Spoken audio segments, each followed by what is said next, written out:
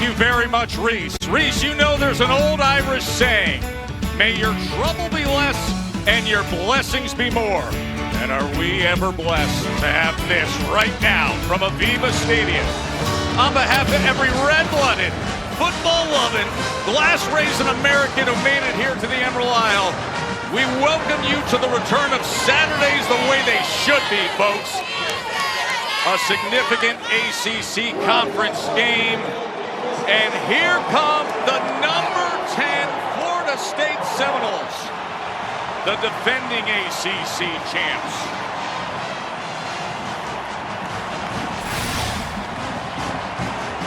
From the history-rich and magnificent city of Dublin, Ireland, it's the 2024 Aer Lingus Football Classic.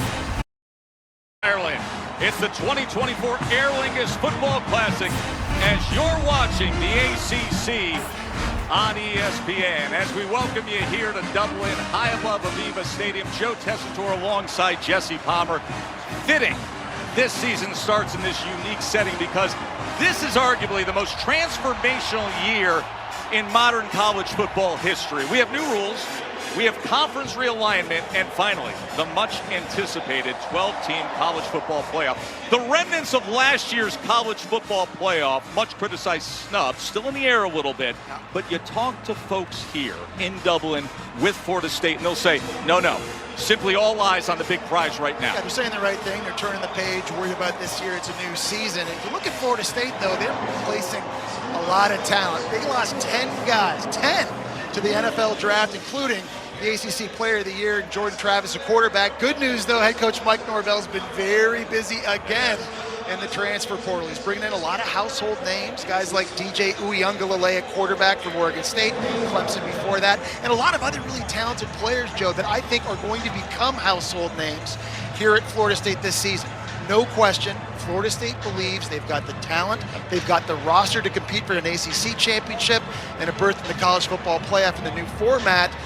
But they got to start fast, and it starts here today. Conference game in Ireland against a very dangerous Georgia Tech team. Yeah, Yellow Jackets are tricky. Let's say good afternoon to Katie George. Katie. Well, guys, it's not often that somebody transfers to a title contender, becomes a starting quarterback, and then plays his first game with his new team internationally in Ireland. But that's the reality for DJ Uiagalelei. When he went on his official visit last December, Mike Norvell said the two of them sat down and watched 3 of DJ's old games. One of his best performances, one of his worst, and a game that went down to the wire. Norvell said he just wanted to talk through his reads, learn what DJ liked and didn't like, his thought process, and in doing so, he quickly believed DJ Uiagalelei would make Florida State a better team, and in part, Florida State would make DJ Uiagalelei a better quarterback. Today, we finally get to see that partnership in action, Tess. And Katie, we're going to see him right away because Georgia Tech won the toss. They elected to defer. So Florida State will receive DJU 48 games deep into his college football career, Jesse. And he's got a lot of things that you just can't coach. And you've seen that throughout his career. He's 6'5", 250 pounds. He's got a strong arm.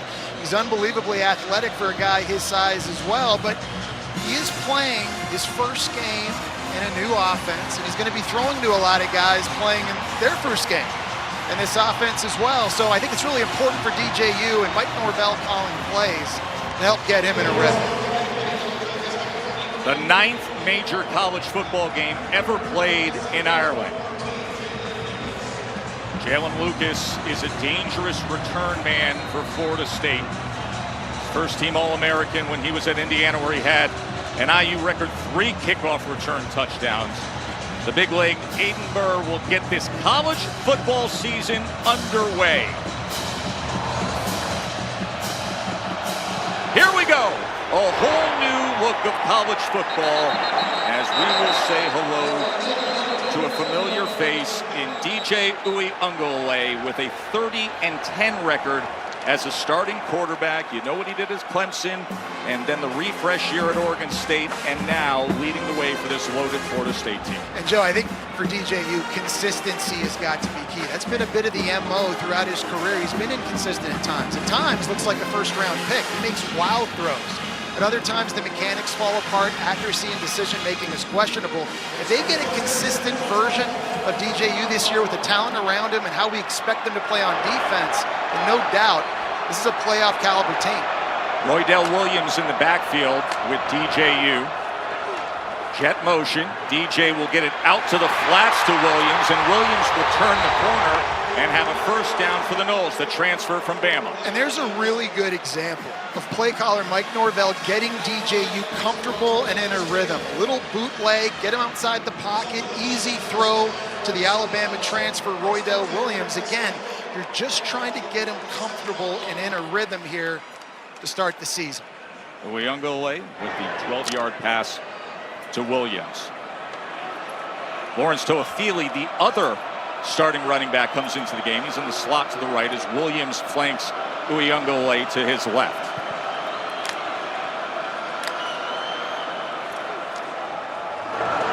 And here is Williams as he gets the block from Morlock and makes it out to the 45-yard line. Of course, one of the new additions to college football this year is the communication, the coach-to-player communication, as Mike Norvell, the play caller, will talk into the helmet communication, DJ Uyunglele. Up until 15 remains on the play clock.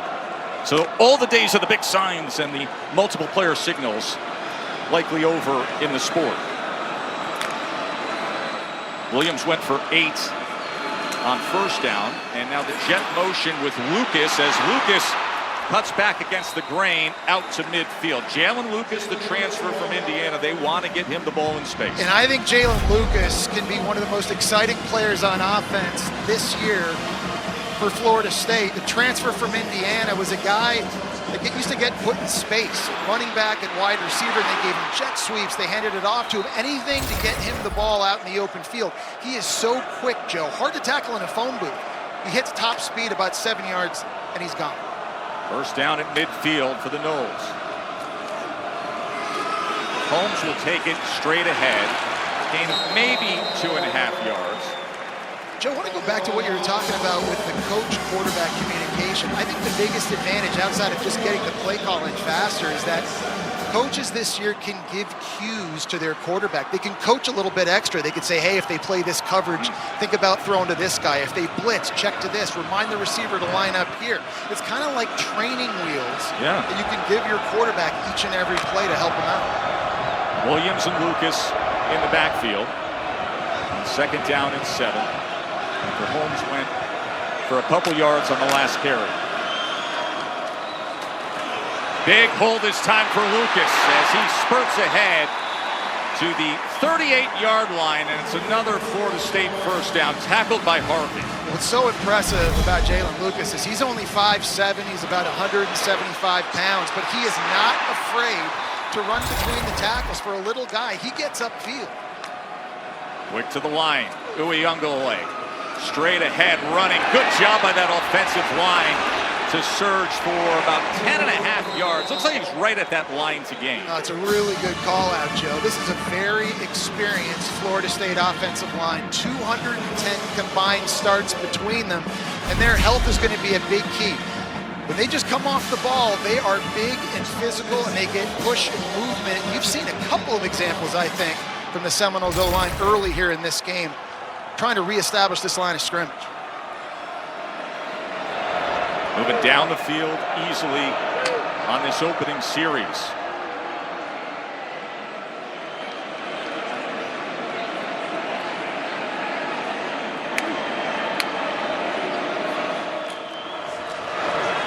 Toafili, he breaks free. Lawrence Toafili, touchdown, Noles.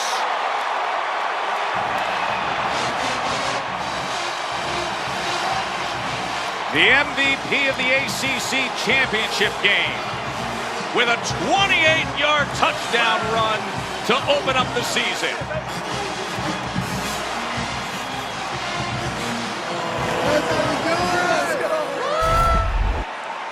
The great blocking isn't just on the offensive line. Running backs helping running backs. Roydell Williams, the Bama transfer this time, gets out in front, gets a block on Clayton Powell-Lee at safety. Swinging gate! Swinging gate! And Brian Courtney takes it in! Florida State opens up the season with Alex Mastromano, the senior punter, lining up on the direct snap, taking the pitch to the left, as special teams coordinator John Papuchis, who always has something up his sleeve, opens up the season with that for the two-point conversion. Well, I think Florida State lined up in the swinging gate, and they were waiting to see how Georgia Tech was going to defend it. But Georgia Tech, they've got all their bodies in here. They're not adjusting and getting everybody out to the left side. So instead of shifting everybody back in, Mastromano just lines up. They flip it outside. And that could not have been a better start to the season if you're Florida State and Mike Norvell. Driving down the field in DJU's first series as a Seminole, and then you get the two-point conversion.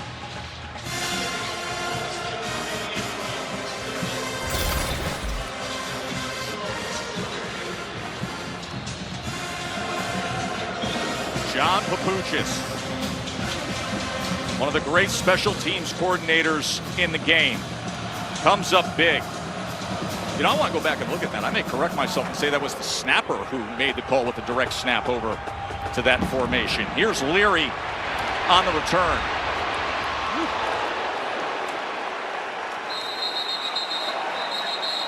And it was Mason Arnold. I want to go back, watch this play and the creativity as Mason Arnold takes the far angle snap. Look at that. And that's how they get it over to Courtney for the two-pointer. And that's what capped the drive, as there is a Georgia Tech player who is down in the return game at the 10-yard line. We will check on that. And with it, we will take a break. 8-zip Noles, as Trey Cooley is being tended to by the medical staff.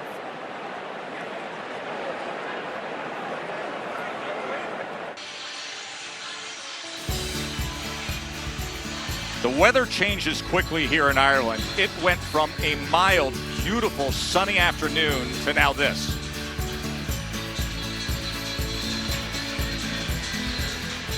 A dirty-looking sky and sheets of rain for Georgia Tech's first offensive possession of the year, with Haynes King, his second season at Georgia Tech after transferring in from Texas A&M. Jamal Haynes will get the carry, cuts back against the grain, and does so with a lot of success out to the 35-yard line before he's taken down by Joshua Farmer.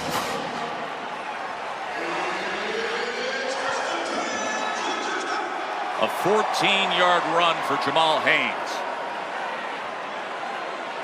It was a bit of a Jekyll and Hyde year last year for Haynes King throwing the ball. Good news is he led the conference in touchdown passes, but he had the second most interceptions in the country. And I think throwing it in this game against a very fast secondary at Florida State, you cannot get greedy and force the football. They'll make you pay.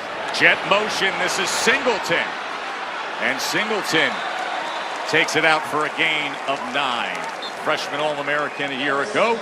Impact players are brought to you by Aer Lingus, and what a defensive line Florida State reloads with, Jesse. Boy, it's a dominant unit, and it's amazing to think last year, you lose Jared Verse and Braden Fisk, a first and second round pick, and still Florida State could have the best defensive line in the ACC. Joshua Farmer, Daryl Jackson, a transfer from Miami, Marvin Jones, a transfer from Georgia, and Patrick Payton, Seminole fans are very familiar with. These guys are big, athletic. They win a lot of one-on-ones. They'll focus in a lot on Jones and Payton today. They do mark it as a first down. They get the ball quickly into space to Rutherford, and here he goes inside the 20 before he is taken down. That was Devontae Brown who ran him down, but Malik Rutherford with a big burst of a chunk play of 42 yards. Wow. Georgia Tech gets their big fellas out. Look at right tackle Jordan Williams getting out. Right guard Keelan Rutledge to transfer from Middle Tennessee into the second level. And they're pushing people around, springing Rutherford on the bubble screen. And just like that, Georgia Tech right down the field.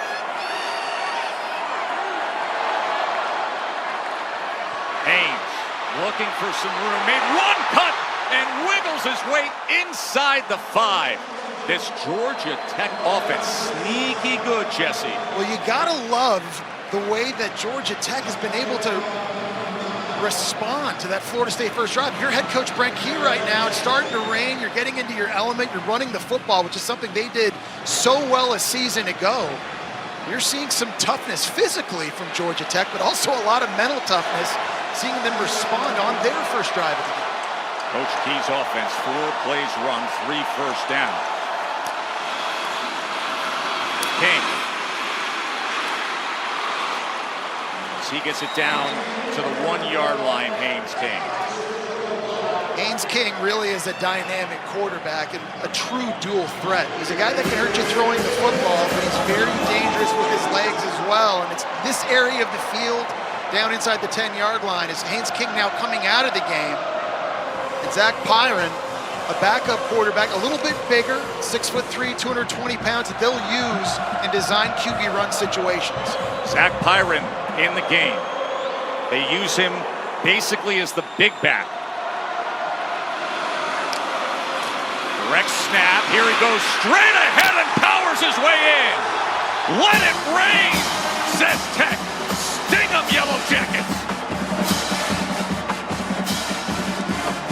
Who's ready for ball this year? Man, oh man, we got a great start here in Dublin. They get a really nice block by center Weston Franklin. He's going to bang down on a D lineman and then chip up here and get DJ Lundy a piece of him at linebacker, and that really is what gives the space for Pyron to bust in for the touchdown.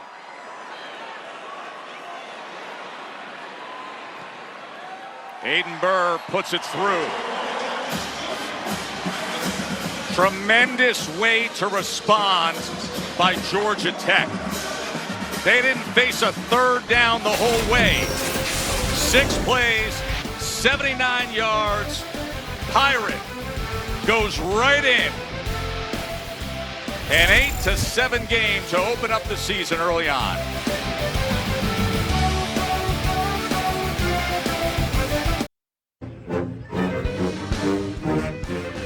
The Aer Lingus College Football Classic is brought to you by Aer Lingus and the new Fun 99 menu at Sonic. Live free, eat Sonic. That was the scene in Smithville Square in Dublin yesterday. Jess, we have been blown away. I mean, both fan bases. But the amount of Florida State fans that have come to Dublin. Well, I was going to say, there's been a total takeover this week in Dublin. We've been here about 3 days now, Joe. Everywhere we walk, we're seeing Florida State fans, we're seeing Georgia Tech fans, and a lot of locals here in Dublin also really, really excited about this game here today. Game that has started off with offensive firepower as both teams drive a piece, a touchdown each, and neither faced a third down. We were talking earlier about DJU throughout his career being consistent. You've seen some really good. This last year at Oregon State, it's a play-action bootleg, defender in his face, under duress, throws an absolute dart. It looks like a first-round pick throw, but then later in the game, the exact same concept, defender in his face, tight end wide open in the flat. He decides to pass it up, throws it downfield, and it's an incomplete pass, and it's a bad decision. We talked about if he's just able to be more consistent this season, play in, play out, they feel like they've got a lot of tools and a lot of pieces around him for this offense to be as successful as they were a year ago. Here's Lucas again getting work as he stays on his feet and is able to dart his way to the outside. So Jalen Lucas already having a presence in this offense. Joe, one of the things I was most excited in this game was to see one of the better offensive minds in college football, Mike Norvell, and how he was going to use Jalen Lucas. This really interesting tool. You've seen different ways. You've seen jet sweeps already in this game, lined up at running back, handing it off. That time he gets a reverse. I'll say it again, he could be the most exciting guy to watch when it's all said and done for Florida State this season. 2nd and 7. Uyunglele back to pass. A little bit of pressure as he steps up and is taken down at the 30-yard line by Joshua Robinson. Well, and this is critical for Georgia Tech on defense because a year ago they only had 21 sacks. They were not good at getting after the quarterback, and this is an area they've got to be better at this season. You see some pressure coming off the right-hand side, forces DJU to step up. They're able to take him down. Now here on what looks like an obvious passing situation, who can be the guy that can win one-on-one for Georgia Tech? Who's the guy they can rely on to consistently get pressure? First third down faced by either team today. 3rd and 5. DJU gets it complete as he's able to find Toa Feely, and Toa Feely's still working his way all the way past midfield. Well, you saw Toa Feely on the touchdown run and what he can do from the running back position. How about now you line him up at wide receiver in the slot, just running a simple little drag over the middle of the field. Not the most accurate throw. That's a tough catch with the defender right behind him, but his ability and his speed, he really is a big weapon. Quick to the line. EJ gets it out, a low throw to the 45-yard line, looking for Malik Benson. Malik Benson, the transfer from Alabama, who's considered the best athlete of this group, a very talented receiver. Well, I think receiver, to me, Joe, that's the big question for Florida State this year on offense. You lose Keon Coleman, you lose Johnny Wilson to the NFL. Those guys were studs. So who can step up now? You got guys like Malik Benson in from Alabama. You've got Jalen Brown, a transfer from LSU. Who can be consistent in the passing game for DJU? Cam Davis, much talked about, true freshman in the backfield. Tap pass to Douglas. Ja'Kai Douglas is able to get it just past the line to gain before Amari Harvey makes the tackle. But Ja'Kai Douglas, who we have seen for years, really the old man of the group of Norvell's first signing class. Take a look at some of the notable FSU transfers that came in. A lot of names from Alabama. Marvin Jones, great lineage there. Florida State fans will be very aware of because of who his father was. Devontae Brown at Miami and UCF before that. A lot of different positions. Mike Norvell, he went after to try and reload what was lost from last season. First down, Knowles. Here's Cam Davis, and he drops the pass. Cam Davis, who has been the eye-opening true freshman with the big build, unable to hold on in the driving rain here in Dublin. Well, you just wonder if that's first game nerves, right? This is a guy who's highly, highly recruited, the number 5 ranked running back by ESPN coming out of high school. I know the ball is wet right now. That's just one that hits him in the face mask, and that's a catch that he needs to make. Mike Norvell's not going to quit on him. He's going to get more opportunities as this game goes on. He's a guy they want to get lathered up and get going because he is talented.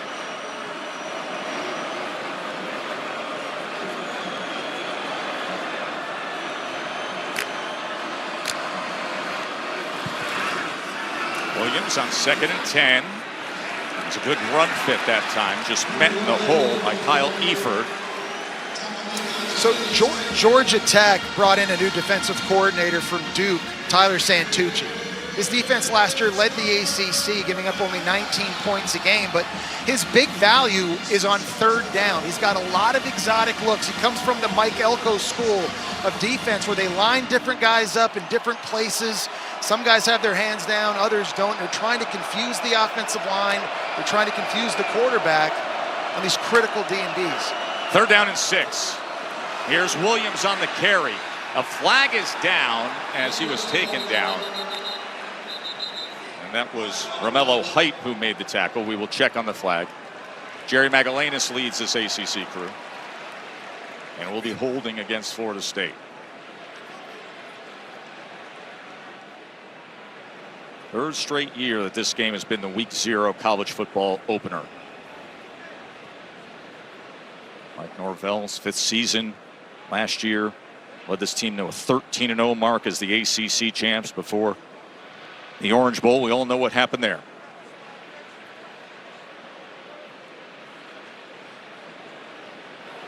Holding, offense, number 75. Penalties declined. 4th down.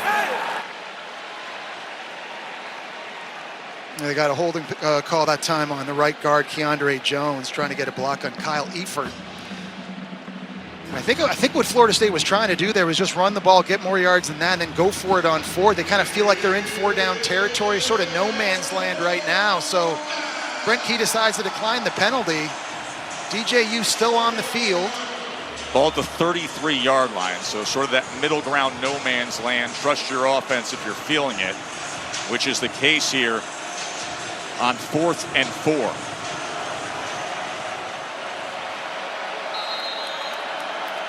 Empty look for DJ Uyunglele. Now Toafili will join him in the backfield. 4th down and 4. As he gets it to Toafili, but he is met right away. Great effort from Amari Harvey. It's a really good decision by DJU because there was a free blitzer. He was hot, and he went to his right target in Toafili, but it's a better tackle by Amari Harvey, the Auburn transfer cornerback in space. That's just a tackle you've got to make. Comes up with a huge stop. Georgia Tech's going to start with some pretty good field position, Joe.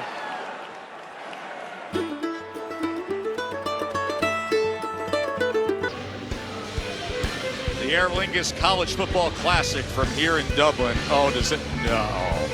Jesse, no. Wow. Oh. Talk Man, about man. talent. I mean, that's the only Guinness I won't drink right there. Can we get one of those in the booth? Lots of room, lots of room right here. 2 pints ASAP, let's go. 2 hands. God, this broadcast will get sideways, won't it? Oh. 8-7 here at Aviva Stadium. Good did that just look? Big stop moments ago from Georgia Tech's defense. Turnover on downs as Amari Harvey came up with the tackle. And now Haynes King back to business. Jamal Haynes on the carry, and he is driven back. Well, this is going to be big for Florida State in this game. Last year, Georgia Tech led the ACC with 204 rushing yards a game, but right here, Daniel Lyons, a D tackle, able to get the push through and make the stop. And Blake Nicholson coming up as well. That's the first play of the game that goes for a loss, Jesse. Georgia Tech, obviously, with that last drive, scoring a touchdown in their opening drive. They only did that 3 times last year. That was the fewest in the ACC. So for your Brent Key here, you want to see them capitalize again. Here's Haynes out of the backfield. Tremendous pursuit down the line now from this Florida State defense. That was Conrad Hussey. And you're seeing the speed that Florida State has and their ability to go sideline to sideline. So now in this situation, 3rd and long, if you're Georgia Tech, you have to identify where number 11, Patrick Payton, is going to line up on the defensive line. He is their alpha pass rusher, 6'5", 250 pounds. He's long, he's twitchy, and Georgia Tech does not want one tackle blocking him by himself on an island. This 3rd down and 16.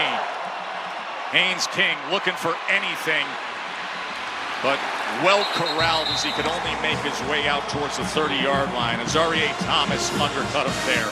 That is a big series for Adam Fuller's defense. I agree. That's what you want to see, them coming back on the field and just sort of settling down a little bit. Obviously, their first drive, things did not go their way after the big bubble to Malik Rutherford, and a 3-and-out now after turning it over after that 4th down stop that Georgia Tech was able to get, setting themselves up in good field position themselves. Castle Island County Kerry's very own David Shanahan punting here in his home country of Ireland as he puts it outside the numbers and it dribbles inside the 25-yard line.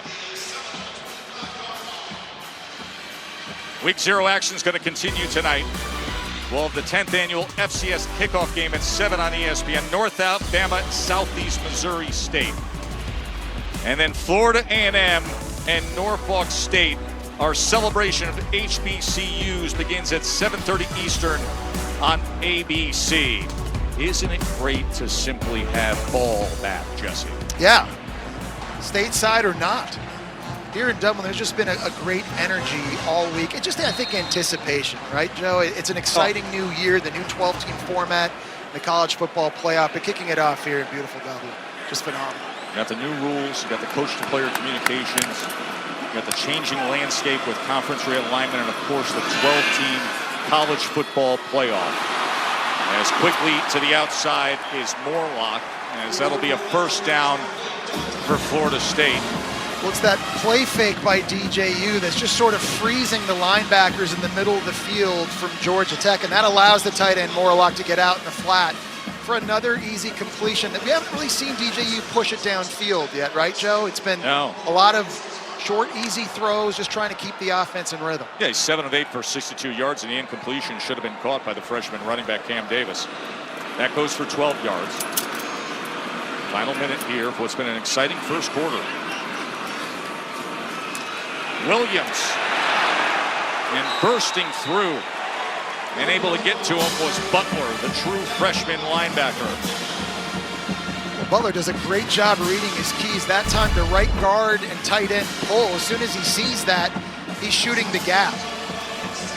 Big time play by a young player. I gotta be honest, this is a Georgia Tech defense that really struggled a year ago, Joe, but a new defensive coordinator, some new faces on that side of the ball, and they look like a unit just playing with a lot of confidence right now. Now welcome back college football as we come to the end of one. Toafili had the 28-yard touchdown. This is the end of the first quarter. Florida State went with the swinging gate 2-point conversion. Georgia Tech was able to respond with Pyron's touchdown run, and it's 8-7 from here in Dublin. Look at that view.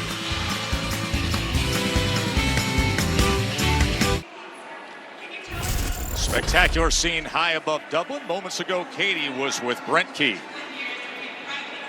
Brent, you said this game starts and ends at the line of scrimmage. What do you think of the first quarter in the trenches?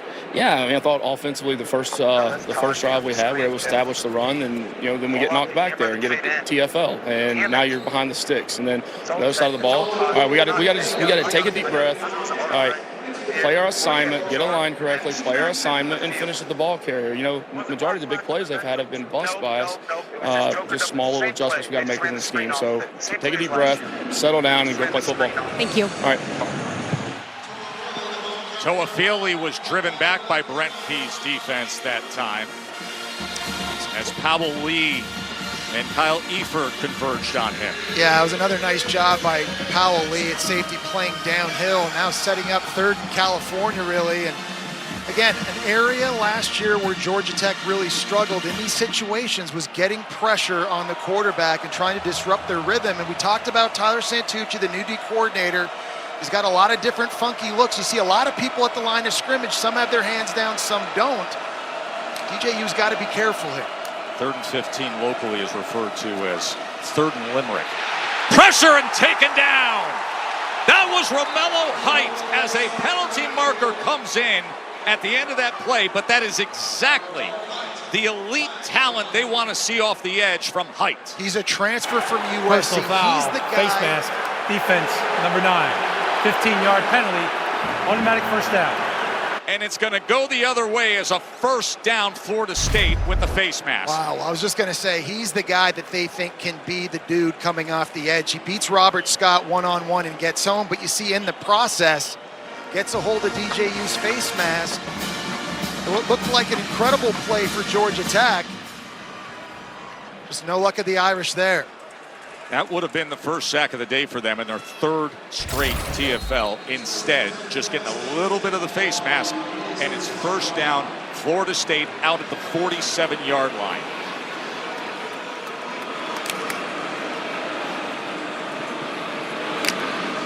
Williams shifts back into the backfield. Play action, pressure again on Uyunglele, but he dumps it to Williams as Williams maintains his balance down the sideline. And what a big play by the transfer from Bama, Roydell Williams. Well, the screen game really is a big part of Mike Norvell's offense, and that time really good patience by Roydell Williams, selling like it's going to be pass. It's looking like it's a play action. He's going to pass block. He's able to let those D linemen get up the field and behind him, and then out in the open field, just good, strong running down the sideline. Tyler Santucci, defensive coordinator, upset. Tay Seymour with the missed tackle. DJ gets it out quickly. This is Jalen Brown, who's tied up right away. Jalen Brown, the transfer from LSU. Zeke Wiggers getting out in space to make the tackle. Well, I think one of the best recruiting jobs that Brent Key had at head coach was bringing in that guy right there. It's not just high school talent and people out of the portal. A lot of people thought Tyler Santucci was going to follow Mike Elko from Duke over to Texas A&M. Brent Key convinced him to come be his defensive coordinator, and that really could be the defense, Joe. A big piece to the puzzle this year. Last year, their offense was prolific. Defensively, though, they struggled. If they can just get marginally better, they believe they can compete for a conference title. Santucci was a nominee for the Broyles Award a year ago. 2nd down and 8.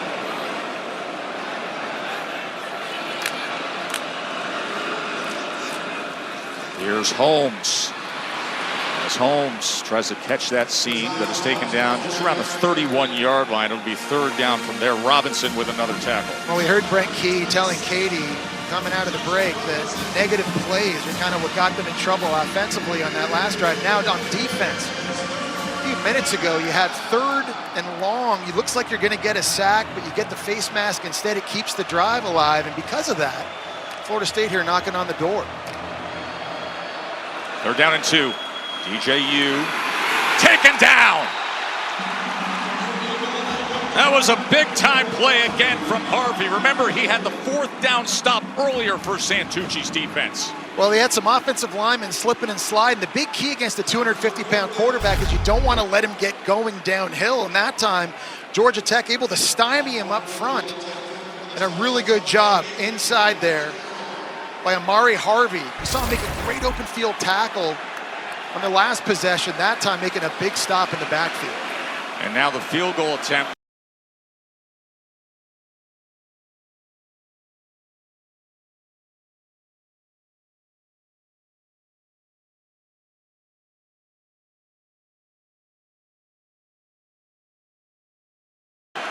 For Ryan Fitzgerald, he scored 115 points last year. This a 52-yard attempt from Fitzgerald.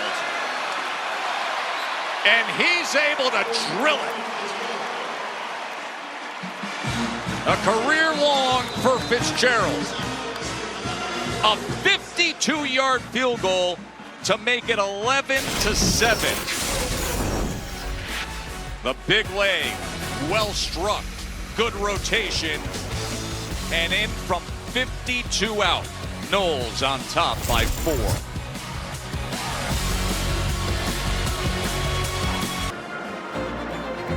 Joe Tessitore, Jesse Palmer, Katie George with you here on what has been a beautiful week in Dublin. Some of the great scenes as we've been flying high above Aviva Stadium, not far away from that Temple Bar area. Let's dig in on the Georgia Tech offense. One of the things I love about them, Joe, is lots of misdirection, a lot of eye candy. You see jet motions a lot, running backs going a certain way. Here against Syracuse, it clears out 3 defenders in the middle of the field and a big hole for Haynes King to run through, but they do it in the passing game as well. Later in the game, running back into the boundary on a swing route, it captures the eyes of the corner for just a split second. That allows Haynes King to go up top for the touchdown on the post.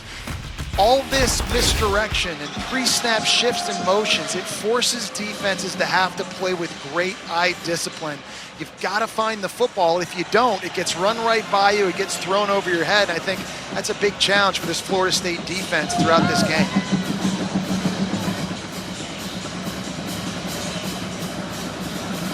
Ryan Fitzgerald just hit the 52-yarder as he kicks away here. And Christian Larry will not get an opportunity on the return.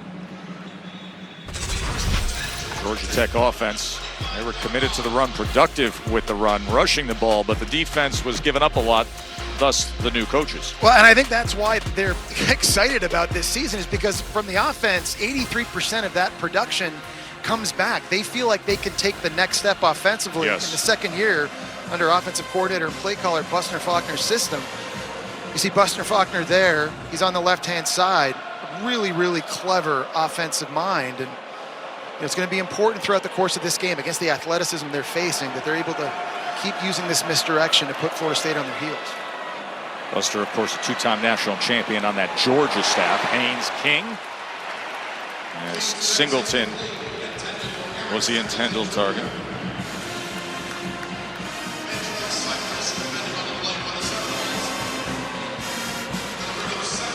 This schedule from Georgia Tech, Joe, I mean, it's the toughest in the ACC. It's ridiculous. You got 11 teams on the schedule that were in bowl games a year ago. Non-conference, they're playing Notre Dame and Georgia. And they have so many games away from Bobby Dodd Stadium. I mean, they've got their work cut out for them.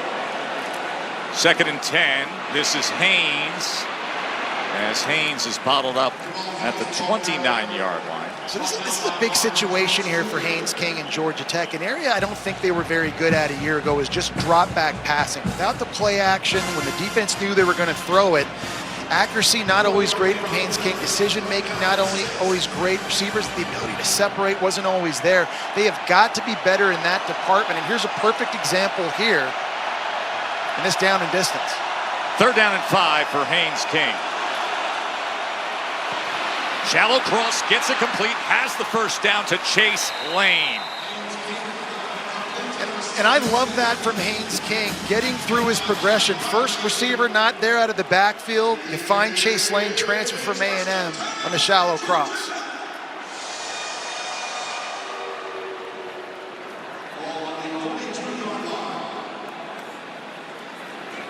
So a first down out to the 42.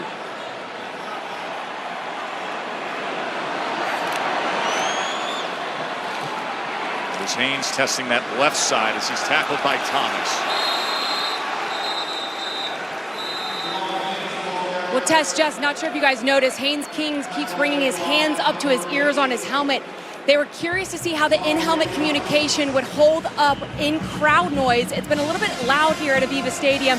It's a bit jarring for quarterbacks, they say, having somebody in their ear relaying a play call while also trying to talk to their teammates at the exact same time. But just as you know, the more reps with anything, the better you get at it. Yeah, no doubt about it. I remember when I made the transition from Florida to the NFL, it was something that took a lot of getting used to. Someone talking to you in your ear while at the same time you're trying to communicate with your own teammates.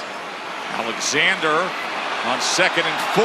Good run as he is finally torn down at about the 36-yard line by Shaheem Brown. But Chad Alexander, the walk-on, was mostly travel roster special teams guy a year ago with a big run here of 17 yards. Able to get a big block by the left guard Houston, going out and kicking out Omar Graham. The thing I love about this rushing attack from Georgia Tech, Joe, they've got so much volume. It's zone, it's power, it's counter, it's jet sweeps, it's quarterback runs. There's a lot for Florida State defensively to have to prepare for in this game. Nice job by Jackson Hawes there, the big tight end to clear the way. First down pass attempt, King going deep, overthrows the intended target, Singleton, and he was open. And that is one Haynes King is going to want to wish he had back. I think Singleton is a superstar in the making. That time in a tight split was running the corner route, and he had complete separation, wide open going to the corner, and that has got to be a touchdown. We talked about the inconsistency from Georgia Tech a year ago in the drop back passing game. Those are just plays you've got to be able to make. 2nd and 10, design quarterback run. Here's King as he gets to the outside, inside the 30, and lowers the shoulder with a lot of rah-rah from the near sideline to get the extra yardage. That's the thing, Joe, about Haynes King, right? At 215 pounds, he's actually a pretty physical runner. When you watch him on film, oftentimes he's falling forward. He's not sliding. He's not running out of bounds. He's taking guys on. That time, Azareye'h Thomas putting his shoulder down and getting extra yards. And a good job again from the transfer tight end, Jackson Hawes, as he got that seal on the outside. Set a couple key blocks early on here. This rushing attack from Georgia Tech, picking right back up. See their ACC ranks a year ago. 12 yards there for King. Jackson Hawes, transfer from Yale, played for Tony Reno up in New Haven. Alexander now testing the right side, spins free, and then is wrestled down eventually by Shaheem Brown. I'll tell you, Joe, I'm impressed. The right side of that Georgia Tech offensive line, a lot of white jerseys getting pushed, and it wasn't until about 4 or 5 yards downfield that anybody at Florida State even touched Alexander that time. And nice, strong running, getting the spin. They're not going to wrap him up. Georgia Tech on the march. This rushing attack, prolific from a year ago right now. You're seeing all the different variety they have and the different ways and the different people that can carry the football. Defensive coordinator Adam Fuller trying to deal with this Georgia Tech attack. 2nd and 3. Haynes.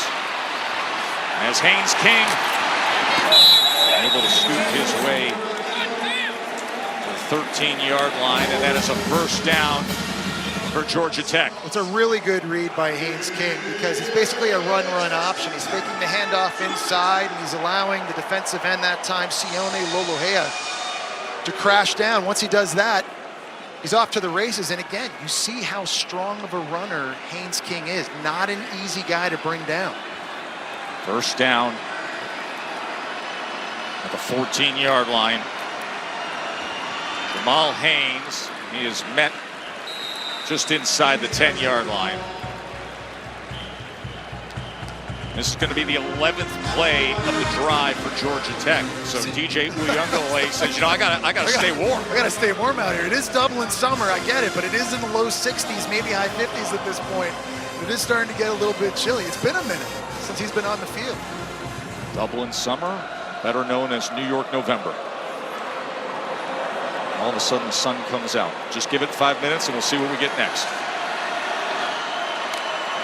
2nd and 6. Haynes King patiently waiting and now muscling his way inside the 5-yard line. And that should be, yes, 1st and goal, Yellow Jackets. You can't say enough how impressed I am. Georgia Tech's offensive line, it was so good a year ago, but their physicality and that time the transfer, Keelan Rutledge, Middle Tennessee at guard, getting a kick-out block against Patrick Payton and then clearing the way for Haynes King. This is an area of the field inside the 5-yard line, these QB runs and these design runs. You've got to be alert for that if you're Florida State. Alexander in the backfield with King. 1st and goal.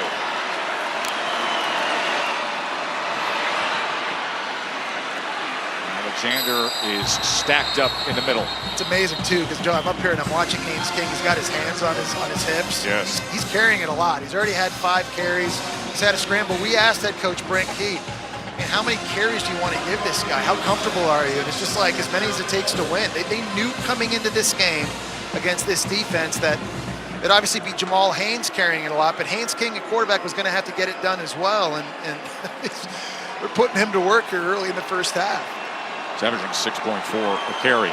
It is Jamal Haynes who's in the backfield with him here on 2nd and goal.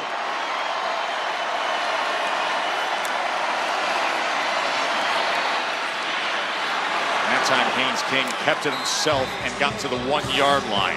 3rd and goal. Well, last time they were in this situation in the first quarter, they brought in Zach Pyron, the bigger quarterback. Looks like that's what they're maybe getting ready to do again. He's running over to Brent Keys, asking if I'm going in. Looks like there was a little bit of an issue with that last handoff, Joe. I think it's the mesh with the read, and then he decides I'm going to pull, but it was a little late. And now we've got a 3rd and goal. And they do not bring in Pyron, who had the touchdown run. Instead, it's Jamal Haynes as the running back, Haynes King as the quarterback. 3rd and goal. Pushing ahead. And it's a touchdown, Georgia Tech. Jamal Haynes with the 1-yard touchdown run as Georgia Tech takes their first lead of the game. Well, that felt like it took all 10 guys from Georgia Tech up front. You saw multiple linemen. You saw tight ends. Even Haynes King, the quarterback, gets in there. Look at him coming from the right side of the screen, number 10 right there, just trying to lower his right shoulder in to help out his running back to push him across the line of scrimmage. Impressive drive by Georgia Tech, showing a ton of physicality and creativity in that running game. Jess, you talk about an impressive drive. And we took that shot of DJU over on the sidelines, just waiting his turn, right? That was 14 plays. Wow. It took 7 minutes and 53 seconds. Eating yards, eating clock, and taking the lead as Aiden Bird gives them a 3-point margin with just over 3 minutes to play before halftime. Georgia Tech on top of the number 10 Noles, thanks to Jamal Haynes.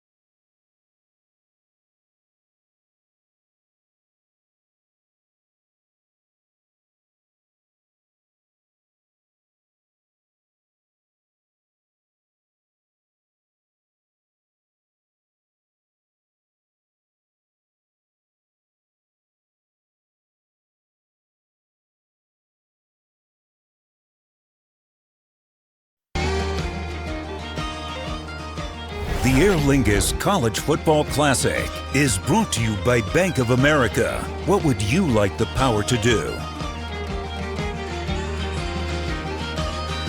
2024 Aer Lingus College Football Classic from Aviva Stadium, not far from this spectacular look at Trinity College. Goes all the way back to 1592, and of course Number houses 7 the of Book Georgia. of Kells, the famed Book of Kells, the Celtic Gospel in Latin. And this is the scene here high above Aviva Stadium where Georgia Tech and this offense has been doing their thing with all the variety to get a 14-11 lead on this top 10 Florida State team.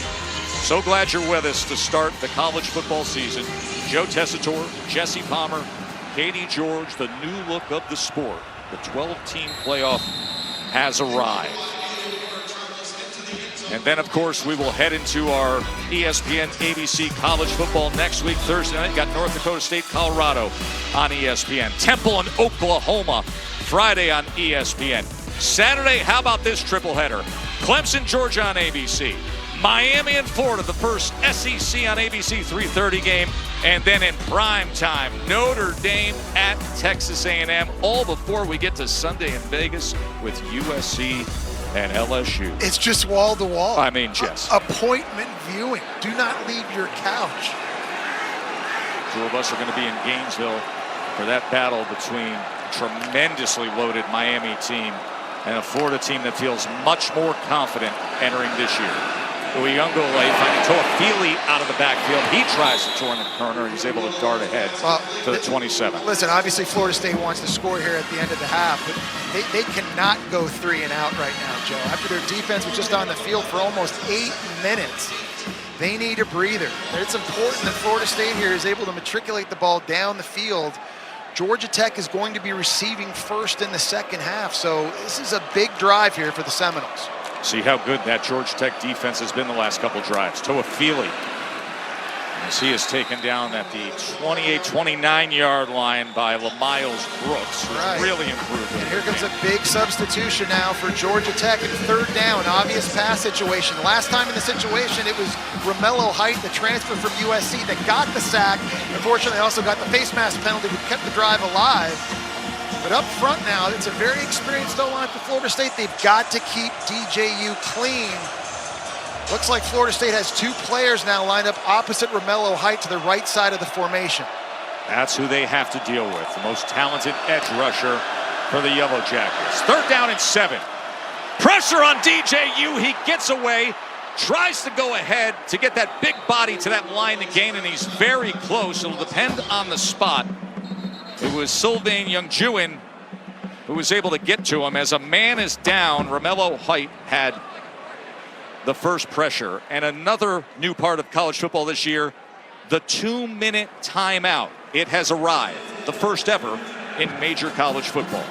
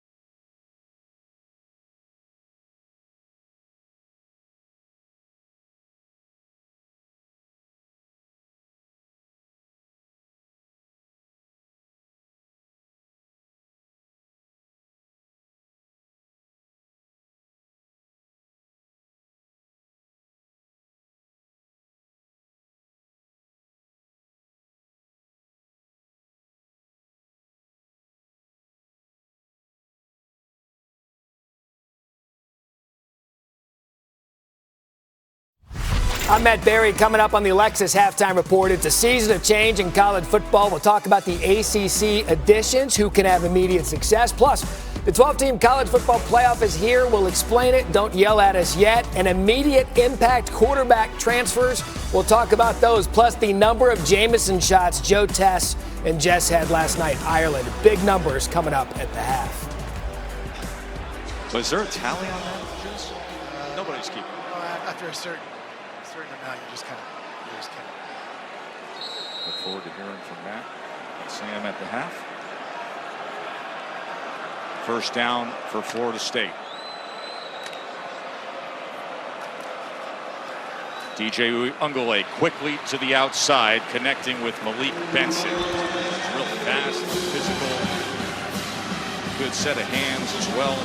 Saw him at Alabama. Didn't quite blossom in quickly at Alabama to what we thought he would be. No, and listen, looking at Florida State in this game so far, Joe, offensively, they ran the ball so well on that first drive. As you see, the last two drives, though, it's been tough sledding. You got to give credit to Georgia Tech up front for shutting that down. That's important here, though, because they still have 3 timeouts in their back pocket in this 2-minute situation, which means run plays are still very, very alive for them, but they've got to do a better job executing and getting blocks.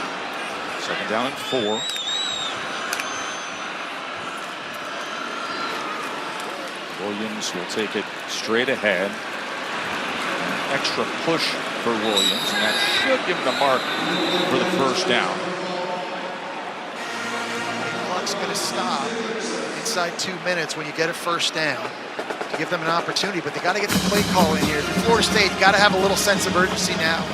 Under a minute to go. Get the play call made again. Remember, brand new quarterback, new offense, new terminology, new communication, new teammates. This is something they've obviously repped in practice, but you can't simulate what it's like in a game. Clock re-engages once that ball is set, and here is DJ Ungole with time, shot downfield, and thrown to the outside of Lawrence Toafili, but the flag reigns in at the 18-yard line as LaMiles Brooks had coverage. That time they lined up Toafili, a running back. Defense. He was like in a split tight end 15-yard spot. penalty, automatic first down. He's showing you the incredible versatility. Stretching the field, they had him one-on-one with LaMiles Brooks. Never turns around to locate the football, and oftentimes that's an indicator for referees to throw PI. Now, my question on that play, Joe, was the ball even catchable? If it's not catchable, then it's not supposed to be PI. I don't think either player at that time located it, knew where it was.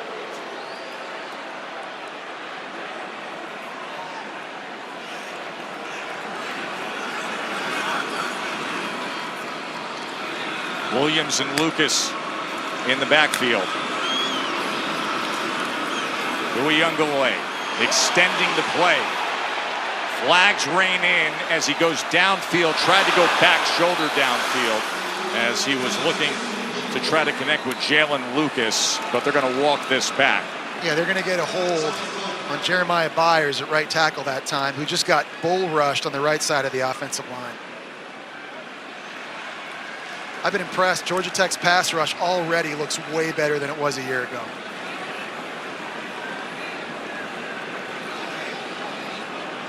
There are 2 fouls on the play, both by the offense. Holding, offense number 63 is declined. Holding, offense number 76 is accepted. 10-yard penalty, first down. First Florida State penalty of the game. Well, and the problem with Florida State in that penalty is that you've got one of the best kickers in the country in Ryan Fitzgerald. What did he kick, Joe, earlier? A 52-yard field goal, career high. So you're now knocking yourself out of field goal range, and what's a 3-point game? Just can't have those mental mistakes.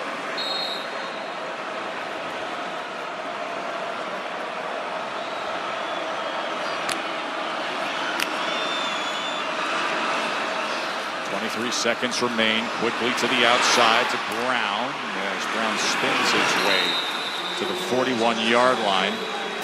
Right away, Florida State calls a timeout. Mike Norvell went sprinting onto the field to make sure that got communicated. But it's a nice job getting some of that lost yardage back. Put themselves back closer to field goal range. We'll see how it plays out in these final 15 seconds after a short break and then a return here from magnificent Dublin, Ireland.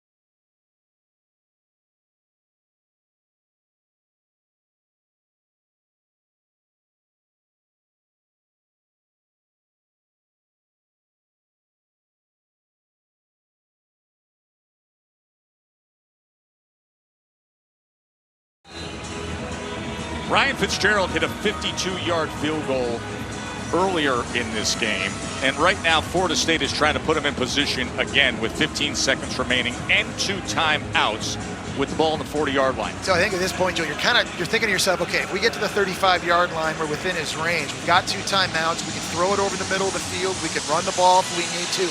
Really, Mike Norvell as a play caller has it all at his disposal.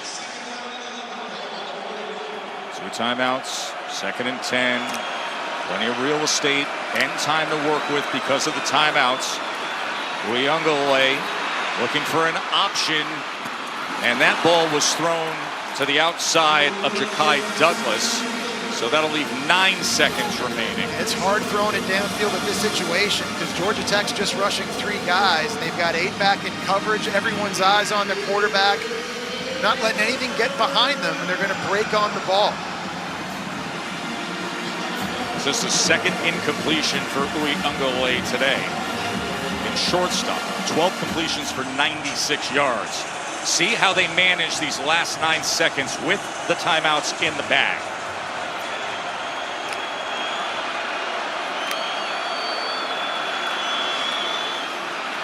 To Afili. He is tracked down. It was well defended by Tay Seymour. That time, Micaiah Scott, big 290-pounder who normally plays defensive tackle. They had him at defensive end. He completely stonewalled the pulling offensive lineman for Florida State, and that's what forced the running back to have to bounce it outside. They'll clean up the clock situation here with the timeout. Florida State, 30-second timeout. As Fitzgerald will come on the field, and this is going to be a bomb of an attempt. Wow. What do you got, 58, 59? Yeah, look, right now, based on where the holder is going to mark it, and that's Mastromano, the veteran punter. I think he's going to put his knee down 49 for what will be a 59-yard attempt. He hit from 52 earlier. Wow. Now, going in this direction, this is a unique stadium where the wind typically goes in this direction he's kicking because of the lower shielding to the left side, and then the big frame, you see how it dips down there, so the wind tends to come off of that and aid in this direction. We will see. It's a 59-yard attempt by Fitzgerald to tie the game.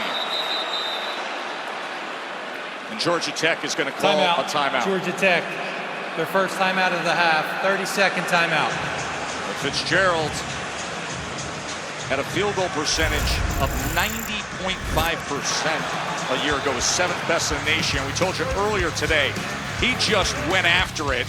And what I love about how he hit this 52-yarder, Jesse, is he did not change his form. That's his normal kick. He's got his normal follow through and elevation, it's like not the low ball. It's like a golf swing, iron. though, right? Just good tempo going through it. Just let the toe do the work. Was that you this week out at we'll get to that a little bit later. Time and time again. Getting some Irish golfing. But this is interesting. It's for Fitzgerald, again, one of the best in the country. And you're noticing here, Georgia Tech's not going to be able to call another timeout. That's a new rule change that was implemented last season in terms of icing the kicker. 59-yard attempt to tie the game at the half by Fitzgerald.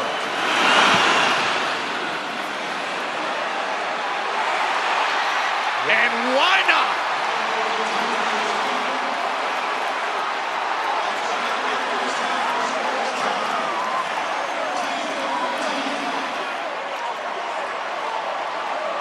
A 59-yard field goal from Ryan Fitzgerald. There's anybody from the English Premier League watching this game, he might get signed. It's going to be a Liverpool, a Chelsea, a Man U signage happening after the first half. Fitzgerald has. That was an absolute bomb. So well struck. Great minor correction by Mastromano. Big boot by Fitzgerald. Katie. Thanks, Des. Haynes are coming off a nice long 14-play drive. What do you like about the way the offense is moving the football right now? Right now we're just executing, putting a hat on a hat, moving the ball. Florida State has a tough defensive line. Why have you guys found success in the run game? We're just doing our job, putting a hat on a hat. Thanks for the time. 14-14. And for the record, Matt Barry, there was no count of Jameson's shots at Temple Bar last night. However, many bottles of 2011 Saint-Emilion Bordeaux were inspected in the preparation for this game. We got a good one to open up college football this year. Take it away, Matthew. Oh, we are all the way back as college football hormones are raging across the country. Joe Tess went full wine snob on us in week 0. What else would you expect? Alongside Sam Acho, I am Matt Berry. This is the Lexus Halftime Report. Conference game for Georgia Tech and Florida State in the ACC tied up at 14 apiece.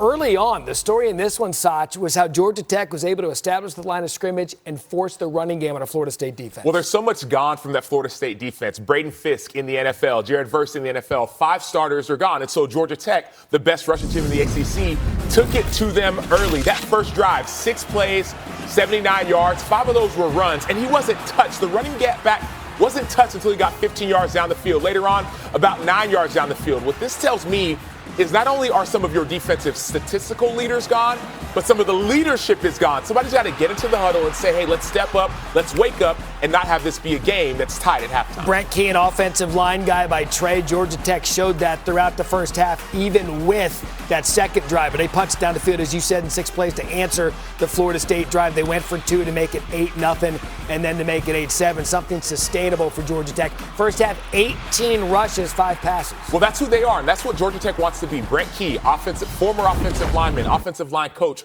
He wants to be physical. For the last several years, he's been turning this Georgia Tech team into a physical, tough football team. We saw it last year with that win against Miami, 7-6. Now, all of a sudden, there's almost proof to the pudding of who they want to be. Momentum for Florida State there at the end of the half. They kicked the field goal to tie it up at 14 apiece. This the much-hyped debut of DJ Uiagalelei coming over from Oregon State. Look at the air yards per attempt. Minus 0.1.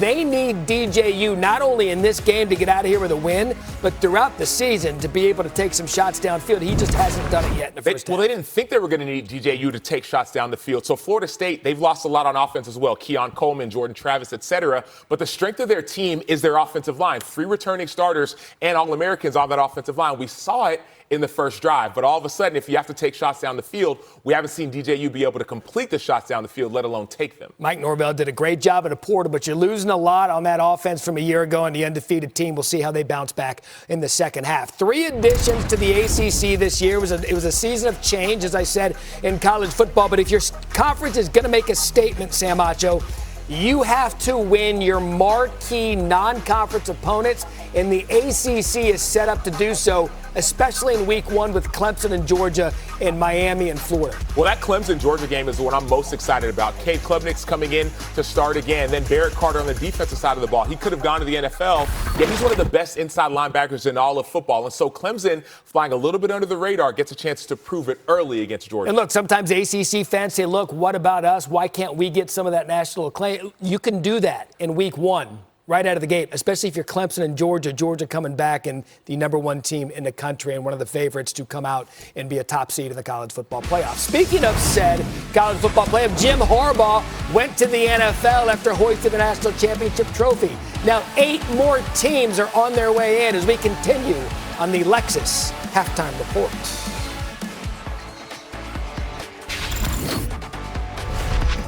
This halftime report is presented by Lexus. Experience amazing.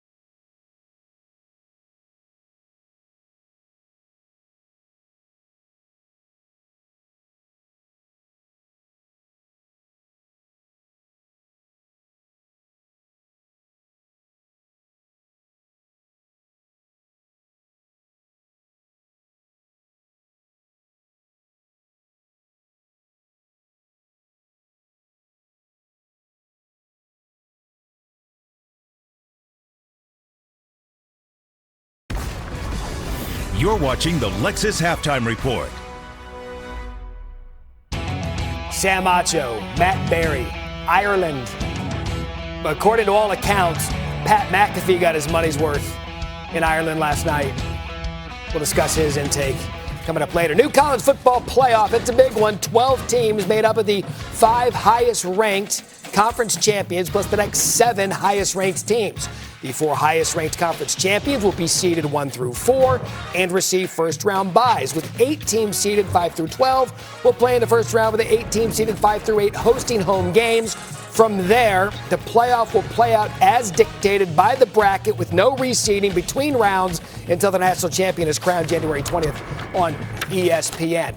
There is zero chance you digested anything I just whipped through, because it's a new era in college football. And it is worth explaining because, Sacho, this is going to get a lot of grief from a lot of people because, let's just say, for instance, Big 12 champion. Let's say the Big 12 champion going into conference championship weekends ranked 10th. They win their conference championship. They're going to get a top 4 seed no matter what because of this new format in the 12-team playoff. But there will be some joy for teams ranked 5 to 8 because teams ranked 5 to 8 get a home game. And so that's the difference this year. Teams ranked 1 to 4, the 4 highest ranked conference champions, will get a bye week 1. Teams 5 to 8 get a home game. 9 to 12 is a little bit different. They play away, but that one caveat is this. The highest ranked group of 5 champion will automatically get the 12th seed. So whoever's ranked 12 come that penultimate week may be bumped out for the highest ranked group of 5. Some of the people are putting brackets out there. I had one out yesterday on Get Up, and I had Memphis in there. And people are like, well, what does Memphis do? Well, I think Memphis is the best team in a group of 5. And so they win the group of 5 conference championship. They get into the top 12. But what this also does, not only allowing a group of 5 team into the playoff field, this allows a team, and I've said this before, Penn State, 10-2 every single year, but on the outside looking in, this is perfect for a Penn State and Ole Miss, these teams that have been close but haven't been able to get in. But even better, what's even more perfect for a Penn State or an Ole Miss, a team that has been on the outside looking in, is that there's no more divisions in the SEC or in the Big Ten. And so anywhere. And so Penn State will have a better opportunity to not only to get to a Big Ten championship, but to win one and potentially get a bye week. Now, the last caveat I'll say is this. There's been conversation from some coaches about, well, do we want to play in that SEC championship game? Or would you rather sit that week so you can rest that week, get a home game, and have a little bit more rest? Because if not, you have to win 4 games in a row to be a champion of the playoffs. By the way, America, I'm going to peel back the curtains on this one. He didn't want to put it on the bracket today. He was scared. Neither did you. Didn't want to do it. I did Neither it yesterday. did he, I'm a day ahead of you on that one. Also, some quarterbacks are a day ahead on us. Which ones can make an immediate impact, including potentially a trip to the national championship? Sacho scared. What's new? Week 0.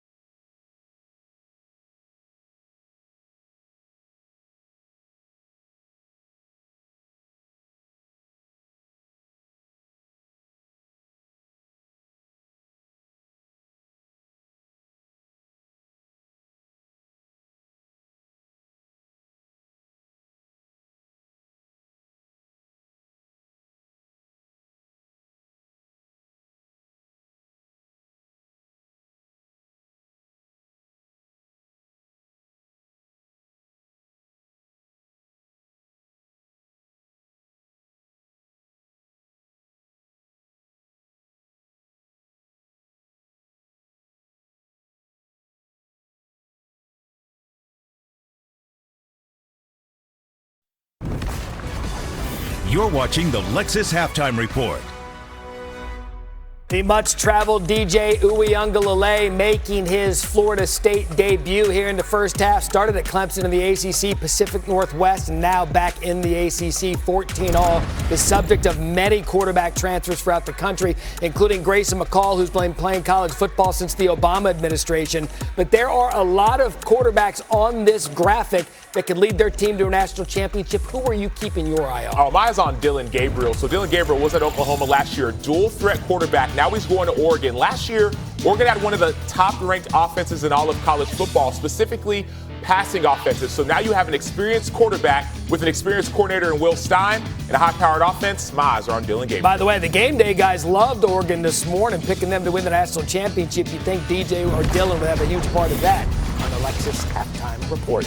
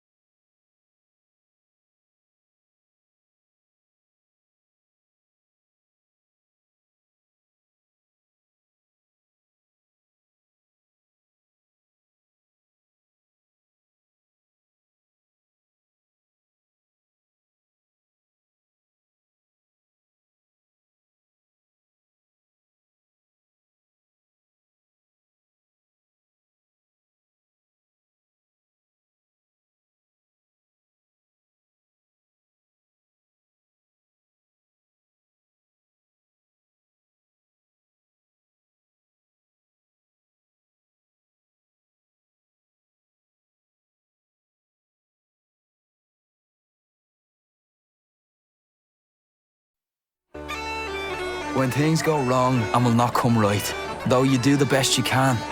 When life looks black as the hour of night, a pint of plain is your only man. Welcome back to Dublin. And Sláinte, my friend. Can we call more games in Ireland? Can we please have this be a... If you think I'm not drinking this. Sláinte, everybody. It's just unbelievable. Oh, that is good. Man, oh man. I'm going to hold on to mine. And so was the first half. 14-14. And running the ball for Georgia Tech.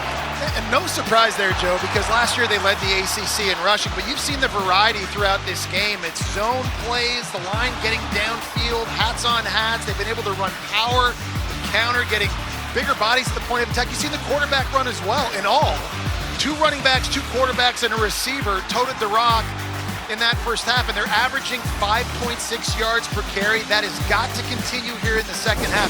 You've got to give their offensive line tons of credit, Joe, because they really are enforcing themselves up front. We got to share the love. It's like here. a good stout beer. Blacks up. Where's Jim Foley on camera 2? My man, you got to have some. Come on. Opening week here. Week 0. Get after it, my man. Get after it. Camera 2 is going to have a great second half. As Georgia Tech will open up with the ball. Katie. You guys are a mess. I hope you guys realize you're both a mess up there.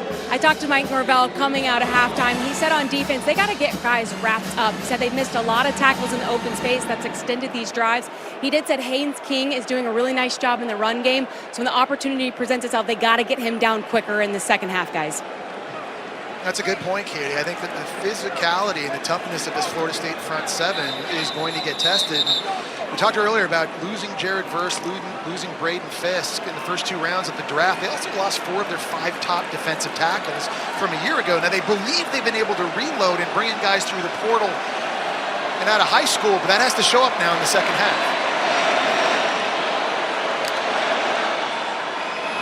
Jamal Haynes breaks a tackle, gets free. Here goes Haynes. Past midfield. Perfect way to start the second half for the Yellow Jackets. This time Florida State trying to bring a little bit of pressure off the edge with Shaheem Brown, their safety, and DJ Lundy, a linebacker, he gets blocked. There's a pulling lineman up front. Jordan Brown, the transfer from Charlotte, gets a hat on a hat, and that springs the converted wide receiver Jamal Haynes into the secondary, and he shows you the speed. 36 yards for Haynes.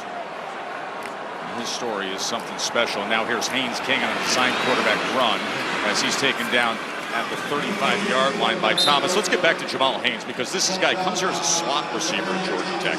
Plays only 11 games prior to last year. Never caught a pass, never had a carry, and then has the breakout season as a running back. You know what's crazy about him is that he's only 190 pounds, yet he gets upfield. Normally, smaller running backs like to use their speed and bounce it to the outside.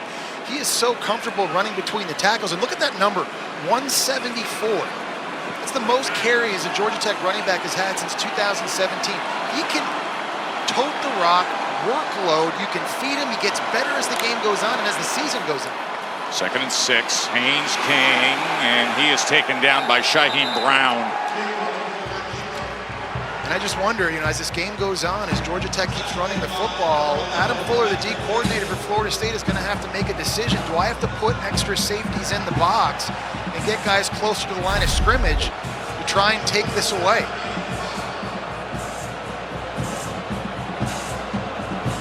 Very nearly a face mask there for Florida State. Shaheem Brown at safety making the tackle.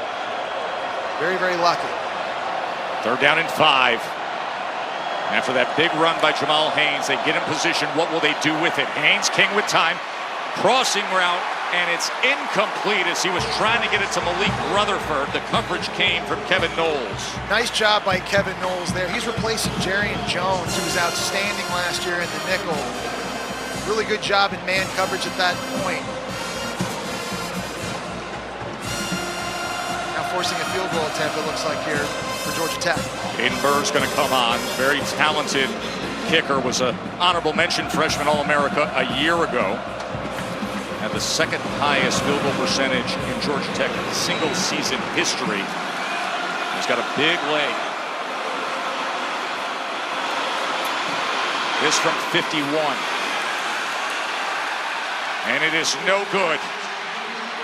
So Haynes had the big run that put them in position, but they couldn't cash in, and we're still tied at 14 apiece, early second half.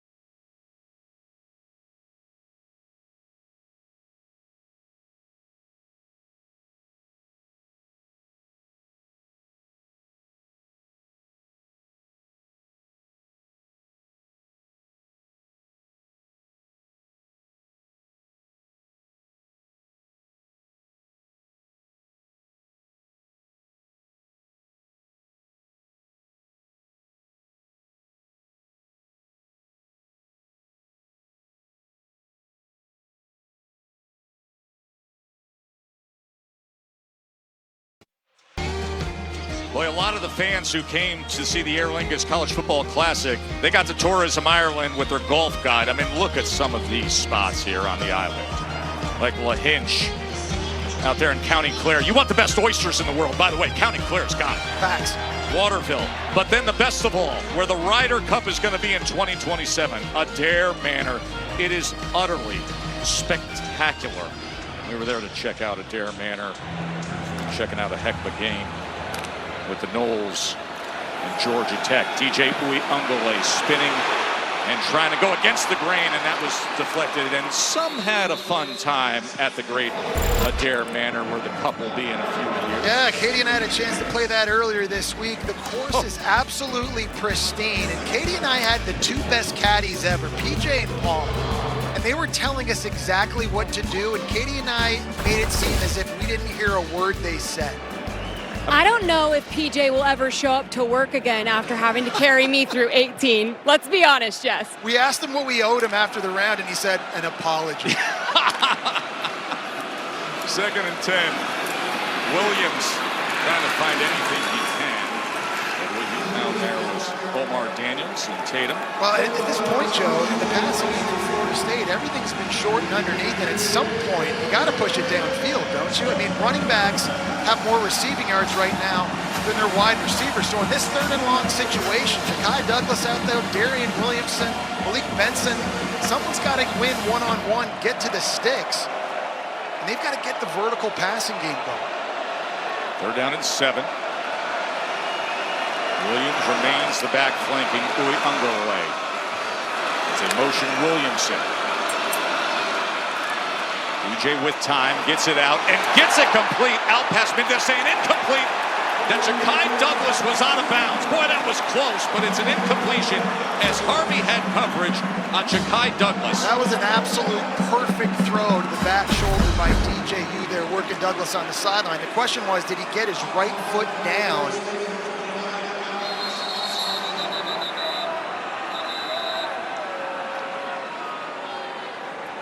This is one that I think they need to take another look at. The right toe. Play is under further review. So cool. I know, listen, I saw it in real time and called it a catch, but they said incomplete. Let's see if that's the case. Let's bring in Matt Austin, our rules expert. Matt, what do you see? Yeah, thanks, Joe. I think this is a catch. I think he had firm control. I think he definitely got that right toe down, stepped out of bounds, went to the ground, maintained control. I think this is going to be a catch. You need indisputable video evidence to overturn the call on the field, which was incomplete. I agree with you, Joe. Watching it live, I thought it was a catch as well. The first instance of Florida State actually having some success throwing it downfield. Jess, how about the body control? Well, it was pretty amazing. I guess, like, I'm looking back at this and I'm trying to see where's the spot. Is there a point in this replay where conclusively you can tell that that right toe is down in bounds? From that angle, to me, it looks like it's down in bounds. It kind of gets blocked by the defender's foot. And then, of course, you're also looking for control of the ball. It has to be complete and continuous all the way through the catch.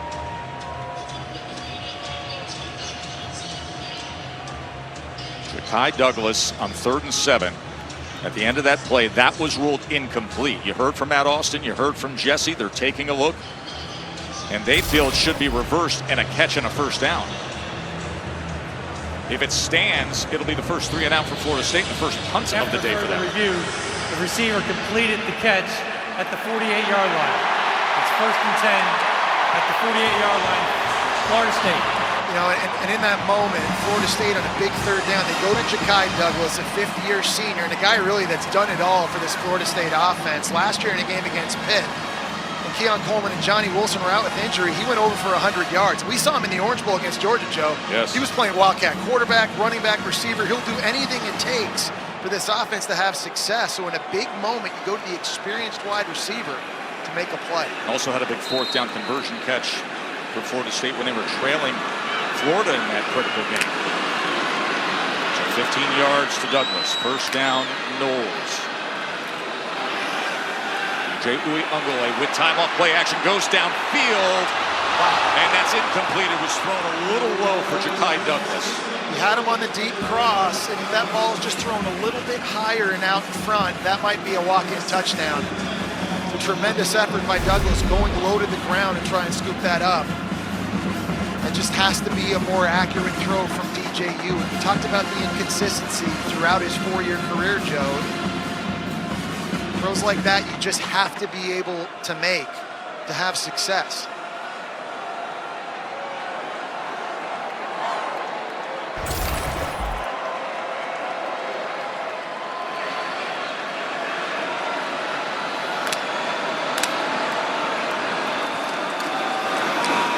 Feely on 2nd down. He tries to cut back against the grain. Gets the ball out inside the 45 to the 44-yard line. I gotta say, I am impressed with Georgia Tech's defense in this game. Under Tyler Santucci, their 1st-year defensive coordinator, they just look like they're getting lined up. They're communicating. Guys are playing their assignments. They're never out of position, and that was a problem a year ago. But you got to remember, this is everybody's first game in this new system defensively as well, but they're communicating into the green dot. That's linebacker Kyle Eford. He also has the microphone and the headset in his helmet, and he's doing a really nice job getting everybody lined up. Coach-to-player communication changes the landscape of the sport this year. JU, 3rd down, that was thrown to the outside. Williamson was well covered. Another really good example of these 3rd down exotic looks that Tyler Santucci has become known for. And he changes it up throughout the course of the game. He doesn't show you the same sub-package at the line of scrimmage. New players, new alignments, constantly keeping you on your heels. It's very, very difficult to prepare for defenses that have so many different looks on third down the way Georgia Tech now does. So Mastromano on to try to pin Georgia Tech as Shelley will set up shop just around the 10-yard line.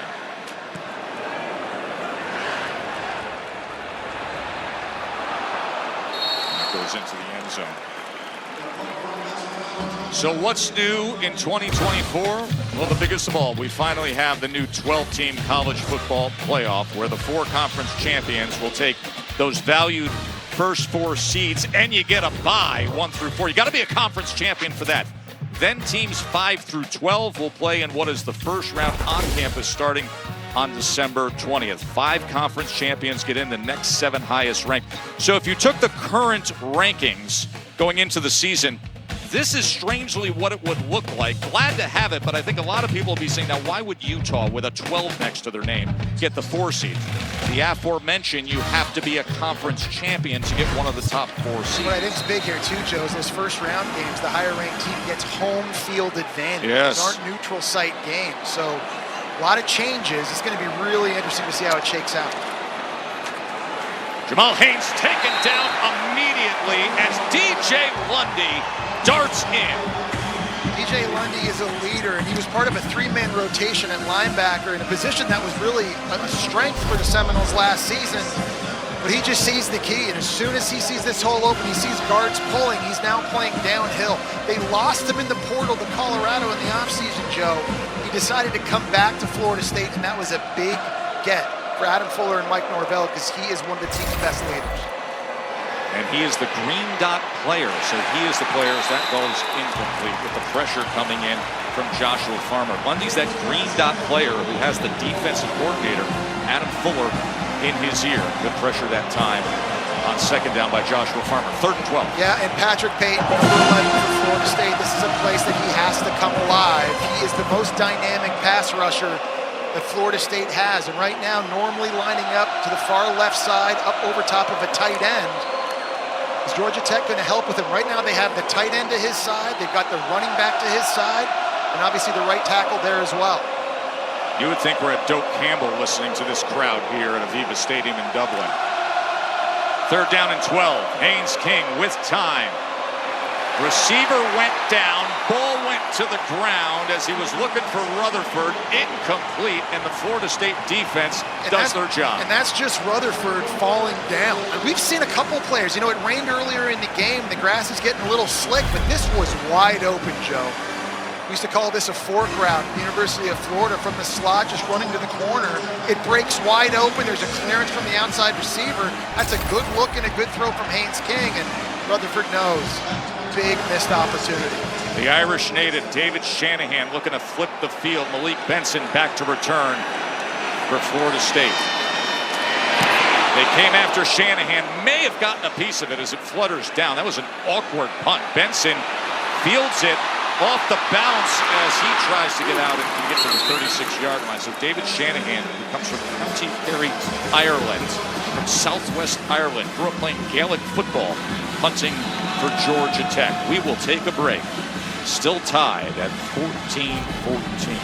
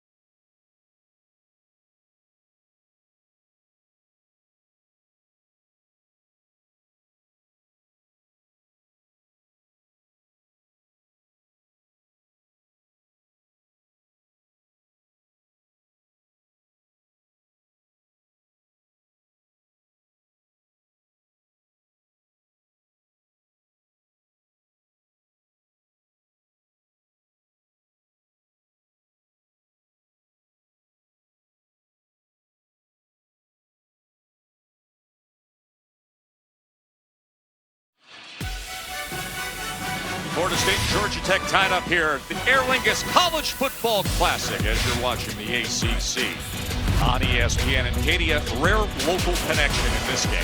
Well, Tess, you mentioned David Shanahan grew up playing Gaelic football in his hometown Castle Island, 3.5 hours from Dublin. Gaelic football is more similar to rugby or soccer, but when Shanahan was 16, he ordered a couple American footballs off Amazon and secretly practiced punting them in the early hours of the morning at a local field before the town would wake up. He was worried the community would question him playing an American sport. Turns out he's pretty good at it. Secret punting sessions. I gotta be I'm so shocked that more Irish kids aren't converting over and playing American football based on the popularity of rugby and Gaelic football here. But certainly this kid's paving the way. First down for Florida State. Cam Davis and Roydell Williams in the backfield with Uwe Ungolaway. This is Williams. And Katie, it's a pretty interesting path that Shanahan has taken, isn't it? Oh, it's such a journey. I mean, Shanahan decided to attend pro kick football in Australia, the first Irishman to do so. He graduated from pro kick, went home as COVID hit. Georgia Tech then offered him a scholarship. To get to the States during COVID, he had to enter in from Serbia. He went straight to Salt Lake City for 6 months to train before finally arriving in Atlanta. 4 years later, he's back in his home country playing in front of 50 family members and friends. Pretty cool, guys. It really is. I mean, what are the odds? There's Williams. Williams tries to get that extra effort, makes it to the 45-yard line. Third down from there. Tatum with the tackle. Man, you're seeing Kyle Eford, too, a middle linebacker. He's flying around for Georgia Tech. Led the team in tackles last year as a freshman. Took over midway through the season. He might not be the most athletic linebacker in the country, but man, he's just sound. Stays in his gaps, finds the ball, and he doesn't miss tackles. He's really the heart and soul of this Yellow Jacket defense, and that is playing lights out so far in this game. Third down and 1, and the 252-pound DJ Uwe Ungolaway, and it'll be a first down Florida State. I think that's going to make those situations a little bit easier for Mike Norvell, right? I mean, quarterback runs with DJU at 250 look a little bit different. It's not going to be the finesse runs of zone reads and things maybe they've done in years past with Jordan Travis. It's more downhill QB power, like what you just saw right there. And you mentioned Jordan Travis. I still reflect on last year. What a sensational year. Leads #1 in Florida State history in career touchdowns responsible for, and of course, the horrific injury and everything that happened down the stretch. But what an all-time great will be in program history just based on last season alone, and what an inspiration he was to his teammates. First down to Afili. Kept his balance for a moment before he was taken down. Zach Toby. DJU, he took a pretty big shot there in that last third down run, short yardage situation. He's a big guy. He likes to take defenders on, going to the ground. He gets blasted right in the head by Clayton Powell late.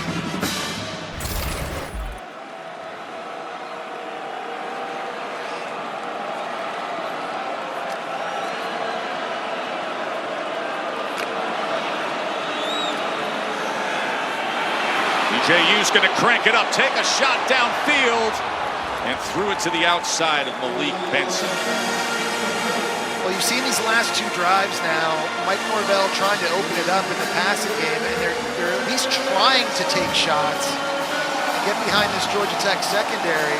They still haven't had tons of success, but you got to at some point try, because up until this point, a lot of these secondary players for Georgia Tech are just putting their heels in the ground and they're just attacking everything downfield. That time, the Alabama transfer actually got behind the corner for Georgia Tech. If you're DJU, you just got to keep it in bounds to at least give your wide receiver an opportunity. Third down and 7. Jalen Lucas comes in. New back return specialist. Good on third down out of the backfield. DJ is pressured and taken down. They got to him. That was strong by Kevin Harris. Well, the third down blitz package is starting to take its toll now on Florida State. They brought a linebacker right up the middle, Trinilius Tatum, and they also brought a safety in Tay Seymour, and it was just too much. Basically, Jalen Lucas, 170 pounds, is back there, and he can't get it done in pass protection. This new sub package for Georgia Tech, I know we keep talking about it, but it's a totally different animal now playing against the Yellow Jackets. Mastromano. Blown up right at the 10-yard line was Rodney Shelley. Shelley's lucky that he held on to the ball because Edwin Joseph, the backup corner, was just tearing down the field as John Papuchis' special teams has been on fire today. That's been the big difference in this game. We've seen the field goals, we've seen the two-point play, and then Edwin Joseph was laying the hammer for Florida State. Got a good one here in Dublin, Ireland, Joe.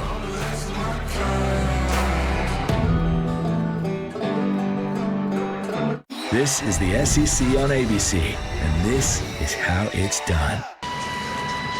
We're back here for the 2024 Aer Lingus College Football Classic. That is a Irish tin whistle on the streets of Dublin. Not far away here at Aviva Stadium. 14-14 between number 10 Florida State and Georgia Tech as Haynes, Avery Boyd. It's a nice play call there by Buster Faulkner for Georgia Tech. They've had a lot of success with these handoffs in between the tackles. That time, Haynes King keeps it, just spits it out to Avery Boyd, who was a receiver. He's a guy that's played running back in this offense, a big athlete from Tallahassee, Florida, showing you the speed on the outside. 6'2", 230, now playing in that hybrid position for this offense. 14 yards with Avery Boyd.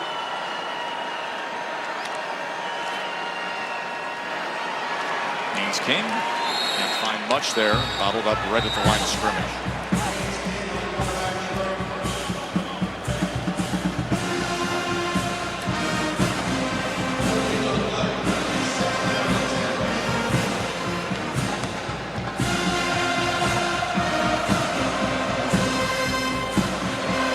Told you it was like a Tallahassee takeover here in Dublin, and you can hear them time and again when Georgia Tech is on offense and they're supporting that Knowles D.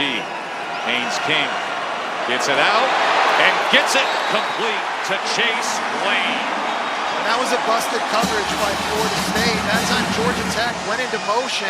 Nobody followed Malik Rutherford across the field, and essentially Georgia Tech had two receivers working the right boundary against only one defender. Get the ball out quickly again, quick to the line. This is Rutherford. Let's watch that coverage on Chase Lane. So Rutherford, he comes across in motion right there. You see no one's over there with him, and Chase Lane in the slot, he's working against the safety, Shaheed Brown, who was lined up in the middle of the field. Good thing Shaheed Brown was able to jet over there and make a tackle. Otherwise, that could have been a much bigger game. And a quick 5 yards to Rutherford. Now 2nd and 5 with the ball cresting right at midfield.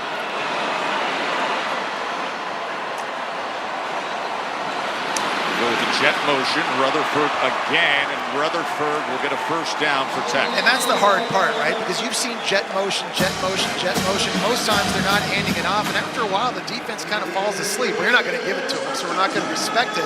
Then all of a sudden, out of nowhere, they hand it off, and you get a back with that kind of speed out in space, and it's just dangerous. Again, this style of offense with all the eye candy and misdirection, it just forces you on D to have to be so good with your eye discipline. First down at the 41 of Florida State. Haynes King being chased, being pressured, and then has to dump it up to Singleton. And Singleton, they're going to say he stepped out at the 34-yard line. But Eric Singleton was there for Haynes King when he needed him. Pretty impressive by Haynes King to work the pocket, avoid rushers, keep his eyes downfield to get to his third read in Singleton, and surprisingly, might be the best player on offense for Georgia Tech in Singleton. That's his first catch of the game. Buster Faulkner, second season as the offensive coordinator at Georgia Tech. 2nd and 3.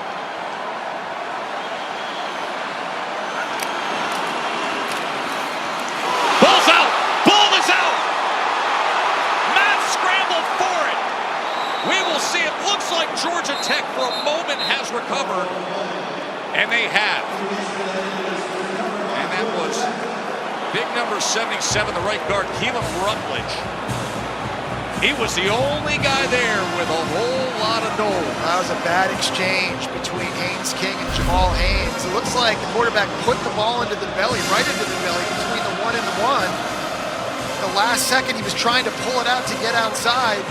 You saw Byron Turner crashing in on the play, and Georgia Tech so lucky to jump on that football. It's a loss of 9.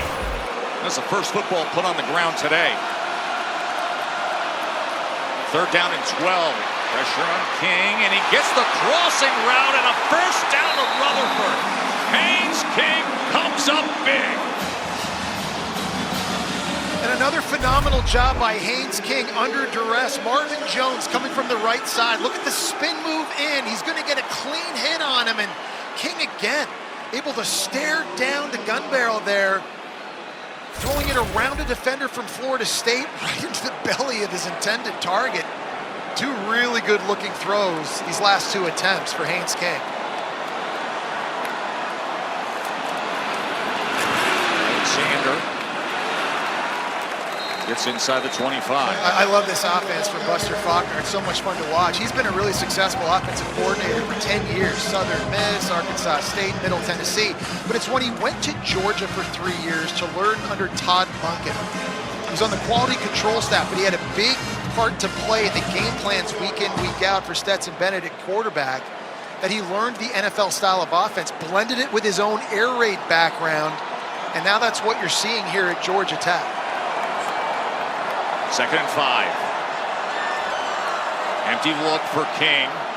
He's going to try to run it himself, and he does so with success. Inside the 10, inside the 5. Folks, it's 1st and goal. Georgia Tech looking to take the lead. And that's a great run-pass option here. This is going to be a throw, but if he doesn't like it, he's got his center, Weston Franklin, running out into the 2nd level on the QB draw. You'll see here only 5 defenders in the box for Florida State, and that's the key right there for Haynes King, to tuck it and get north. And again, Joe, the strong running you see from Haynes King week in, week out. The guy does not like the slot. And those final seconds of the 3rd quarter are counting down. And the number 10 team in the country, with national title hopes and all the new talent, has got themselves a good old fight in Ireland.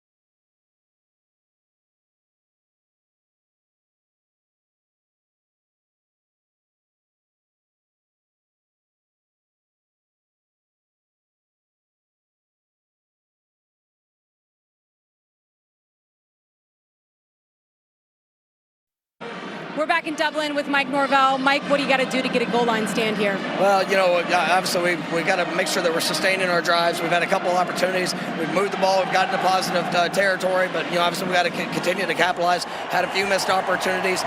They've done a good job, creating a pass rush. We got to be able to get the ball out, get separation, and then obviously we got to make sure we're finishing plays there defensively. Had an opportunity with the ball on the ground. We got to make sure we capitalize there, and obviously got to stop the run. Quarterback's doing a good job as extending plays. Thank you. Thank you. Upset-seeking Georgia Tech starts the fourth quarter with a chance to take the lead. And up and over and in goes Jamal Haynes.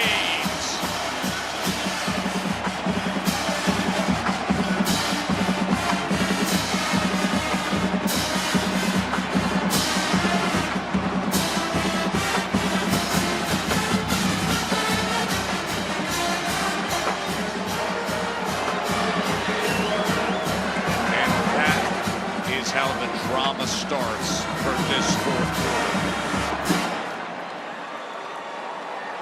Jamal Haynes capping the long drive. And Aiden Burr puts it in to make it 21-14. Just can't say enough about the physicality up front from Georgia Tech. That time, Jordan Williams, the right tackle, he's going to slant down here on Farmer, an all-conference ACC defensive lineman. He's going to just slam him on the ground. A little pivot, throws him down. There's a bit of a pile up and over easy for Jamal Haynes. And I got to be honest, Joe, I'm surprised that Georgia Tech's physicality has been winning the day up front offensively against this vaunted Florida State defensive line. Brent Key, the head coach, how much pride does he take in that offensive line play? He's a former offensive line coach himself, and I think just his O-line, they just embody his physical and mental toughness. How about Haynes King, though, on this drive? Here's his critical on third down, finding his check down outside to Singleton, and then here, forgetting tackle, throws it over the middle of the field to Malik Rutherford, takes off here on the pass run option, quarterback draw. You hadn't seen a lot from Haynes King throwing the football up until this drive, but he has shown you time and time again his toughness running it. That was just a beautiful drive. Here's Lucas from the end zone. And he is wrapped up at the 17, guy who had 3 kickoff return touchdowns when he was at Indiana. Labor Day weekend football lineup. We're going to get things started Thursday, North Dakota State, Colorado. You got Oklahoma in action on Friday night, and then this outrageous triple header Saturday. Clemson against number 1 Georgia, noon on ABC. Miami and Florida, 3:30 on ABC. And Notre Dame and A&M in prime on ABC before we get to Sunday night with USC and LSU rolling the dice in Vegas on ABC. I'm excited, Joe. Obviously, we've got an ACC matchup here in front of us now. You and I are going to watch Miami at Florida next week. And talking about the transfer portal, Cam Ward at quarterback coming in from Washington State, Damian Martinez at running back for Oregon State. Interesting to see the kind of impact they have on the Canes offense. Florida State now trailing. DJ Uyunglele being chased, but he smartly gets it out to Douglas for the first down. Yeah, so DJU, he's got to lock in here throwing the football, no question. We've seen a couple of big misses down the field from DJU these last couple of drives. This is where they need him to be at his best. Mike Norvell now is opening up the playbook, and he's allowing him to push it downfield. He's had time to throw. He's got to connect. Goes for 14 yards to Douglas. They didn't punt in the first half.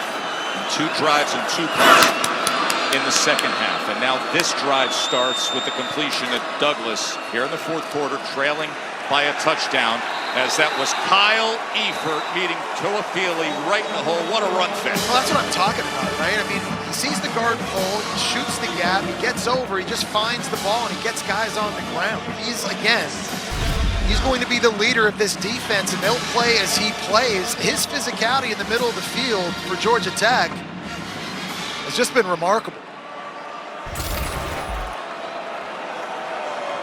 Florida State only trailed 3 times in the fourth quarter all of last season. That magical ride they had to become ACC champions with adversity late. And now they start this year trailing in the fourth quarter to this fiery Georgia Tech team, who comes up big again as LaMiles Brooks undercuts Roy Del Williams. That time, Ja'Kai Douglas in motion at receiver, and he runs right by LaMiles Brooks. Let's look at number 1 on the right side of the formation. He's going to shoot this. And it's just too late for Ja'Kai Douglas to get the stop. I've been impressed with Georgia Tech's tackling in this game, Joe. Maybe none more so than the secondary. We've seen Amari Harvey make some big stops at the corner position. That time, it's the safety LaMiles Brooks. It is 3rd and 10. DJ Uiagalelei gets it to the outside, right at that line to gain to Malik Benson. That is a big throw and a big movement to move those chains. And it's a nice block by Roy Del Williams at running back. We saw him on the touchdown run to Toafili do this earlier. Right here, there's going to be a blitz coming from Clayton Powell. He's able to pick it up. It's not a pancake block, but he does enough to give DJ U just a little bit more time to complete that throw outside to Benson. Right at the stick. Play action. DJ downfield again, thrown far to the outside of Benson.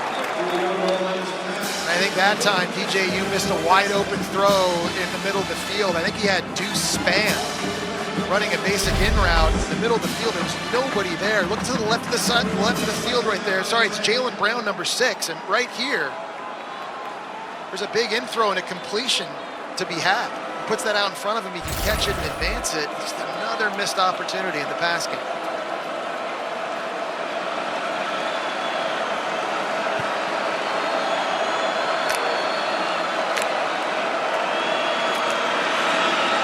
Play action, quickly getting it into Portier's hands, and that's a first down, Knowles, crossing midfield. I want you to see this block by Maurice Smith in center, picking up a blitz. It was unbelievable.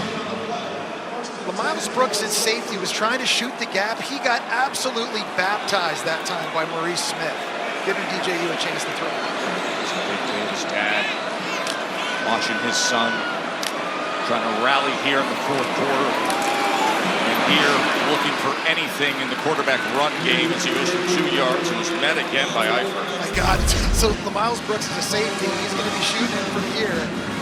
Watch big center Maurice Smith, what he does. Boom. It wasn't the safety, it was Trinilius Tatum. And man, he went down hard. We've seen some good pass pro here. Florida State's offensive line and running backs on this drive. 2nd and 7. Cam Davis, the true freshman big back in the game here.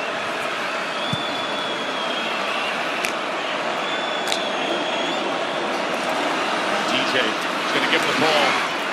He is met.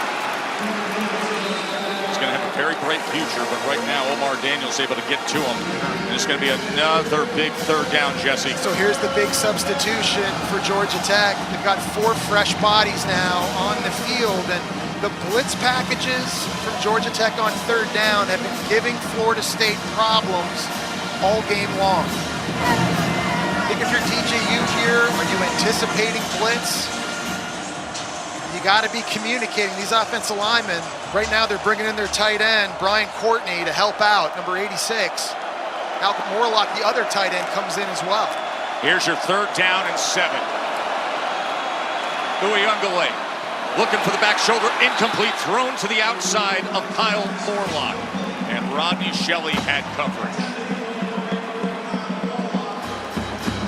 Decision time here for Mike Norvell. I think they're going to go. 10 minutes to play. Top 10 team in the country. Trailing by 7. Tyler Santucci, instant impact defensive coordinator added to this staff. Came over from Duke, spent time at A&M. He has made a difference immediately. 4th down and 7.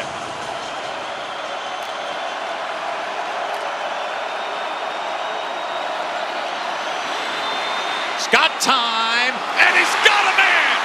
Ja'Kai Douglas, 1st down, Seminoles. That time, Georgia Tech only rushed 3, and Florida State did a really nice job of just giving him time, building a nice pocket. The 6'5" Uiagalelei, great job sliding to his left, keeping his eyes downfield and finding Douglas who sits down in the middle of the zone. 20 yards to Ja'Kai Douglas on 4th and 7. Well done by DJ Uiagalelei.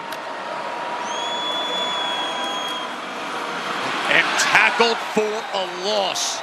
That was Height. Romello Height darting in. One of the reasons why when you pull tackles in the run game, it can be dangerous is the defensive end rushing from that side has a clear path to the football. And when you're as athletic as number 9 Height, look at that. It's just too easy to get into the backfield and get a TFL. A loss of 3.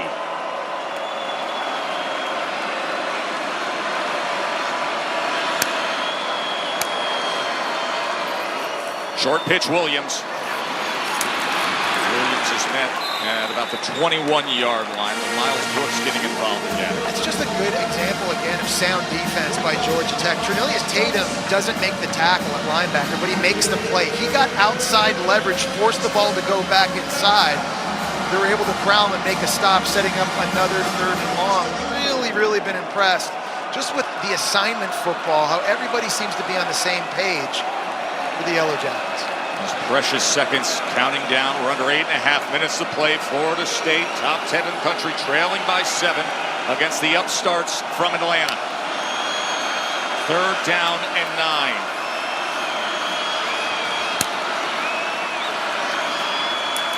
9. Williams, as he bumped into his quarterback. And they are going to be facing 4th down again. By that play call, Joe, it feels like this was 4-down territory for Mike Norvell. Very much so, Jesse. He's going to go for it no matter what. I mean, there's still a lot of football left. You know, maybe he doesn't have a lot of confidence right now in his defense that he can get a stop against the rushing attack from Georgia Tech and get an opportunity. So a lot of time here still to go in the football. Seems like Mike Norvell pushing a lot of his chips to the middle of the table. Saw the analytics come up. It's 4th down and 8. It said analytics, set go, and that is what Mike Norvell will do. 4th down and 8. DJ. They did it again! 1st and goal! Benson holds it in! How about these gutsy Noles on this drive? One-on-one to the outside, and Benson has to win on the slant. He does just that. Really nice patience on this route, setting it up, puts his foot in the ground, gets to the middle of the field. Another accurate throw from DJU, and Florida State in business. And this will be the 15th play of this seeking to tie it 4th quarter drive. Is there any mystery here, Joe? Is that the 250-pound quarterback downhill? Flanked by Williams. Williams into the end zone. What a well-managed drive by DJU, Mike Norvell, Douglas and Benson, and then capped by Williams. 2 for 2 on 4th down on the drive. Joe, I think it's drives like that for DJU. You want to create buy-in in the locker room over the course of the season. You show up with 2 huge throws on 4th down. You get your team into the end zone with an opportunity now to tie this up. Phenomenal leadership by DJU there and tremendous execution. I mean, a 15-play drive. And then Fitzgerald with the extra point to tie it. But Jesse, 15 plays in nearly 8.5 minutes with the 4th down tosses. DJ Uiagalelei, 2 for 2 on 4th down. And then Roydell Williams, the transfer from Alabama. And boy, oh boy, is it good to have ball back, folks. We got one today.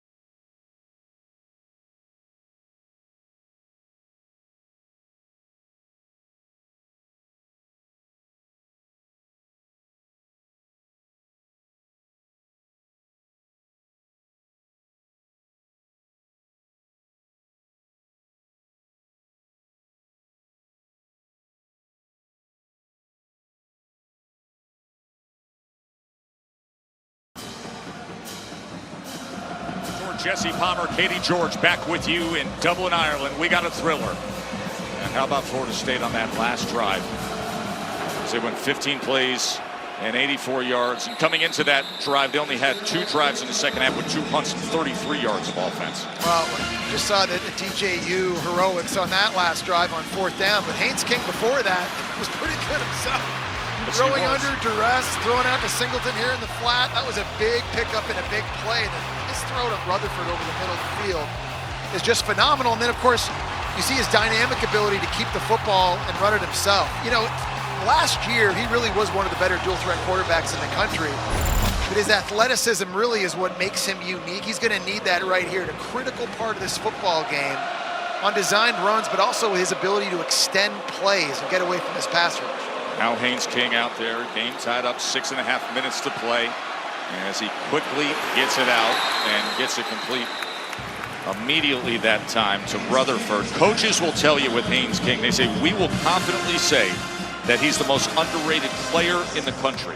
They feel he's the best quarterback in the ACC, most underrated player in the country. Well, if it hadn't been for 16 interceptions a year ago, I think more people might be on board with that. But so far, he's done a pretty good job with ball security. Throwing the football, has made good decisions. They had a near disaster getting a fumble back on a miss handoff zone read a few drives back, but for the most part, Haynes King and his decision-making in this game has been pretty good. So Brent Key, the head coach, the second full season as a Georgia Tech head coach. 2nd and 6. Trying to turn the corner was Haynes King as he gets it to the 33-yard line. It's a gain of 4.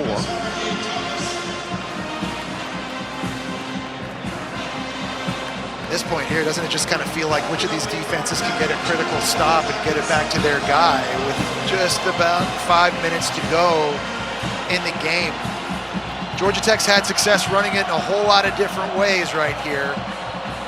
Can Florida State in their front 7, can they match that physicality and get a stop? This is a big, big play in this game. 3rd down and 2.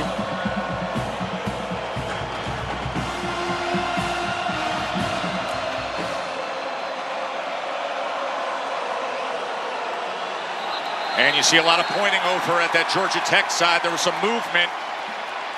And the flags come in. It's going to be on the right guard, Rutledge. A little flinch, and that all of a sudden,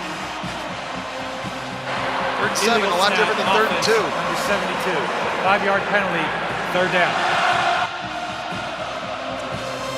There's a good chance Brent Key and Georgia Tech were going to run the football there in that situation. Now you've got to throw it. We've talked about the drop-back game being the area Georgia Tech has to improve the most, and it makes it a little bit more challenging now facing these athletes Florida State has up front. Look at this setting here at Aviva Stadium in Dublin, Ireland. The intensity of a conference game being well played with under 5 minutes to play and tied up, and a big 3rd down. King, pressure, gets it out, gets it complete. As Haynes gets all the extra yardage. And the Yellow Jackets are in business. Phenomenal decision that time by Haynes King. He's hot. He's got a free blitzer coming off the edge. His answer is going to be the running back in the flat. He never panicked. He gets his head in the right place. He gets it out early and allows Jamal Haynes to advance the football. We talked about the good decision-making Haynes King's been making. That's a good example of being in the 2nd year of this system and Buster Faulkner knowing where his answers are. Jet motion, but he keeps it. And he's able to cut back against the grain and then get Franklin pushing the way and paving it out past midfield. Little road grader action from his center, Weston Franklin. He's going to need an ice bath. I mean, Haynes King's now carried it 13 times, but none of them have looked nice. I mean, every time he's dragging guys to the ground, they're jumping on him. They fake the jet sweep to Singleton. And that's just all Haynes King right there. I mean, they had him wrapped up about 2 yards downfield. Tough runner, man. This guy has left his heart out on the field. The Yellow Jacket. You got 4 yards after contact there. 2nd down and 3. Georgia Tech is past midfield. Remember, they got the big leg of Aiden Berg they needed. Did miss from 51, but he's willing. Alexander, and it's another first down for upset-seeking Georgia Tech. Yeah, you cannot say enough about this offensive line, Joe. I mean, 2 years ago, offensive line was bad at Georgia Tech. Last year, they played so much better. Led the conference in rushing, fewest sacks per game. They had 4 starters coming back this season, an all-conference transfer in Keelan Rutledge. You cannot say enough about the job their offensive line coach, Jeep Wade, has done with this group. Totally transformed them. That was a big reason why they had 7 wins a year ago. Man, they are showing up right now. Look at old Jeep Wade down there right now, loving what he's seeing. Here's Haynes King. Chased to the outside on first down by Conrad Hussey. 2:32 to play. Both teams have all 3 timeouts, Jesse. Yeah, and you were mentioning a second ago, Aiden Bird, the kicker for Georgia Tech. Joe, he made a 62-yarder in the spring game. So technically, Georgia Tech is already well within his field goal range in this one. Yes, he did miss earlier from 51, but he's got plenty of leg, and you got to be careful now if you're Haynes King, because you're already within the range. So no sacks, can't take tackles for loss. And remember, one of the new additions to the landscape of college football, the 2-minute timeout. Welcome to it. And with that, we take the break. 21-21, first game of this dynamic season ahead.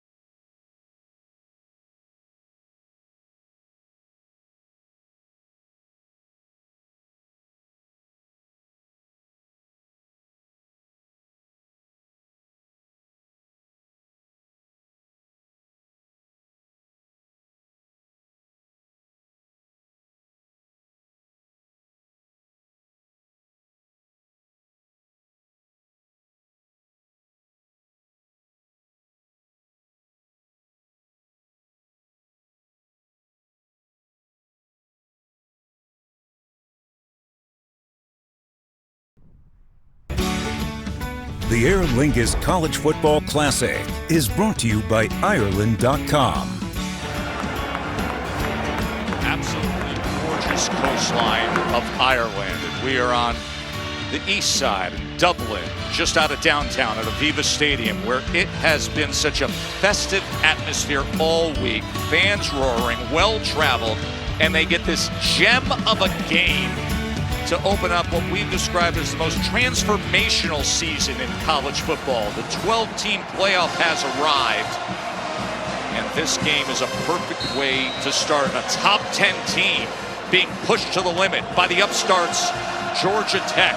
Second down and 7 for the Yellow Jackets, driving at the Florida State 39-yard line. Haynes King has had some real big moments. What will he offer up here? Jamal Haynes. Wow. Close to that line of the game. Well, DJ Lundy with the tackle. Yeah, no doubt. Georgia Tech here, they just want to play power football, pulling guys going downhill. They're going to try and bleed this clock as long as they can. They're getting further and further into 8-burst field goal range. Try to keep the ball centered. The 3rd and 1.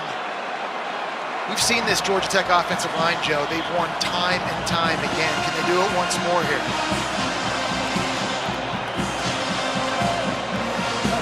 Haynes King's going to bring him back into the huddle. Chad Alexander is the back, but Haynes King, a good runner himself. And it's a first down, Georgia Tech. Coming up on just over a minute to play, and a timeout is going to be used by Florida State, the first of their 3, and with that, we will take a break. A minute 11 to play. Georgia Tech on the go.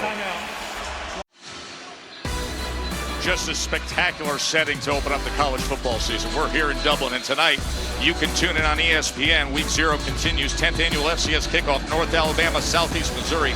MEAC SWAC challenges Florida A&M, Norfolk State, 7:30 on ABC. Gonna be good. Just sit back for months and months now and watch college ball. Florida State, they've won 15 straight as a double-digit favorite, and now here they are against this really fiery and gutsy Georgia Tech team that believes. A Florida State team, Jesse, that has won 12 straight games against ACC opponents.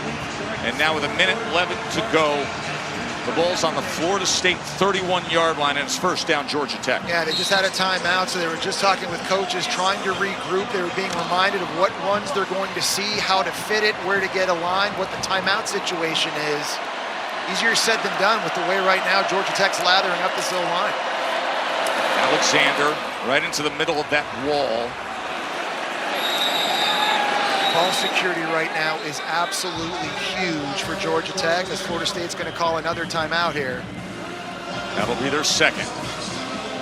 62 seconds remain in regulation. We'll take a short break. Second timeout of the half. Full media timeout.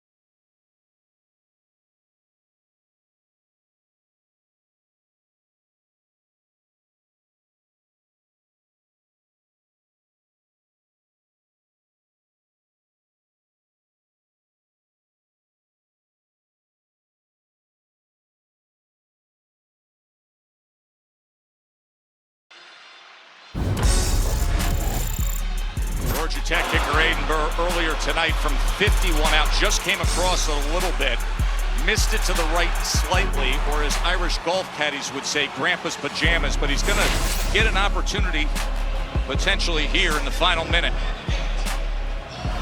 What a scene, beautiful.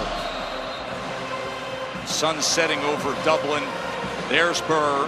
He was a heck of a kicker as a freshman, nearly making 90% of his field goals. 2nd and 7. Chad Alexander splits out. Haynes King remains. How do they manage this final minute to try to pull off a big upset? Oh, the ball is out! Haynes King scoops it up and being chased down, and they lose yardage. Singleton was coming in motion, and a mishap sends Georgia Tech back. And that is a huge unforced error by Georgia Tech. You're right, Joe. I think Singleton in motion. I think Haynes King lost the football. It looks like it just kind of crept up on him, hit him in the body. He tried to scoop it up and make something positive happen. Marvin Jones Jr. there, Shaheem Brown, able to make a massive play for Florida State's defense. Florida State used their last timeout, but that motion by Singleton, that was costly. It's a loss of 11 yards. And now the ball back to the Florida State 39-yard line. It's crazy about that because they have jet motion virtually on every snap, every play. They do that all the time in practice. They do it all the time in games. And to have that happen at that moment just could not have been worse for Georgia Tech. And now if you're Buster Faulkner, the play caller, offensively, you go from, hey, we got to run the ball in center and try to kick this field goal. Now, you're not throwing to the sticks, but you've got to throw or run the ball and get a big chunk of yardage back to give your kicker, Aiden Burr, a chance. So that mishap puts them in a compromised situation. They get it quickly to the outside to Singleton, and he drives his legs inside the 30, back to the 27-yard line. Singleton is such a special player, and the team's leading receiver a year ago. You haven't seen him make a lot of plays deep down the field. They missed him wide open. It would have been a touchdown in the second quarter, but he's made some big catches in the flat. He's done a lot of damage after the catch. That play there was massive, getting the ball down now close to the 32 and making this field goal so much more makeable for Georgia Tech. Looks like Georgia Tech's just going to let this thing bleed all the way down. Try to hit a field goal here as time expires. Aiden Burr, a young man from Texas. Timeout. Georgia Tech, their first timeout of the half. 30-second timeout. Of course, there has been incredible history with these two teams, with a field goal on the line to win it. The block kick game of 2015, it was the Noles going for it. It was Lance Austin returning it. It was a game-winning touchdown, and that was the last time Georgia Tech beat a top 10 team. Georgia Tech has lost 15 straight against top 10 teams since that magical moment against Florida State. And now, with 5 seconds remaining, Aiden Burr has a chance to be the hero.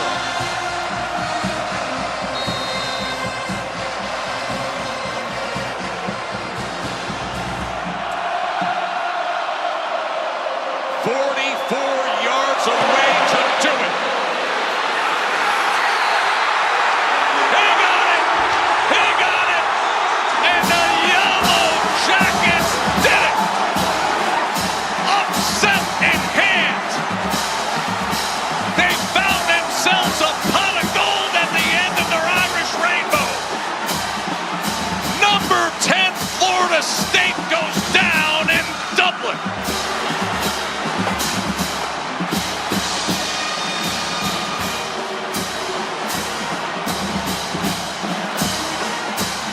Welcome back to college football. Reserve your Saturdays from here on out and just enjoy it.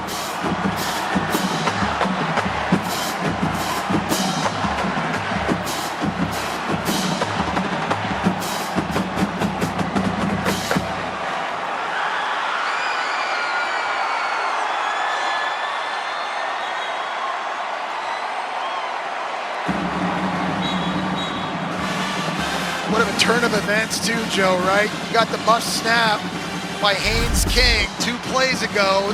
He spit it out to Eric Singleton, get a big chunk of the yardage back to set up Aiden Burr. This thing was working left, and it just stayed inside the left goalpost as time expires, and Georgia Tech gets the win. Katie George. Thanks, Joe. Brent, you start your season with a top 10 win. How impressed were you from start to finish from the performance from your group today? Yeah, coming into the first game, you feel like you know your team, all right, but it's really relative to who you are and who you've been practicing against for the last 8 months. But I thought we had a good team. When I say team, we have 100 guys, 120 guys that play as one. I mean, it's a family in that locker room. We got things to clean up, but the resiliency, the toughness they showed, that's who I thought they were going to be. As a former offensive lineman, how much pride did you have watching that group control the line of scrimmage? Are you kidding me? Run the ball. Well, you did that extremely well. You said yesterday you felt relaxed and confident coming into this game because you have Tyler Santucci on your staff. What did you think of the defensive performance? What about, this game's not, what up, man? Love you, dog. The sign of a great coach isn't what they come out and they do early. Hey, what did I tell you? What did I tell you, man? It's not what they come out and what they do. It's how they adjust, how they settle in, and how they finish. What does it say about Aiden Burr misses a long one early in the game to come out and nail that for the win? Oh, I had 100% confidence. I mean, I'm over there talking to him. Iceman. You gonna have a Guinness or two? Stick with the Powerade tonight. We got a game next Saturday. Amen. Congratulations. Go Jackets. Brent Key, a lot to celebrate. Boy, it makes the long flight home a whole lot easier. Oh, it sure does. And I know one guy who's going to be sore, who's going to need some ice, is that guy right there. Haynes King, a quarterback. What a remarkable game, showing resiliency mentally, but physical toughness as well. Ran the ball 15 times. He took tons of hits, but put his offense in positions to succeed, made good decisions throwing the football. They didn't ask him to do it too often, but late in the game when they needed him to come up big, he was able to deliver. It just always seemed like he was in control. He looked like a guy playing in the second year of this offensive system by play caller Buster Faulkner. And it was late in the game and throws like this, under duress, but able to keep his composure and his poise. Took a while for them to finally find Eric Singleton late in the game. And then right at the end, when they're trying to kick a game-winning field goal, there's a muff snap that gets dropped. He's able to get that completion back to put Aiden Burr in position to kick the game winner. Just simply cannot speak enough about the mental toughness of Haynes King and this team. Everybody's ride is different. The ups and downs, the adversity.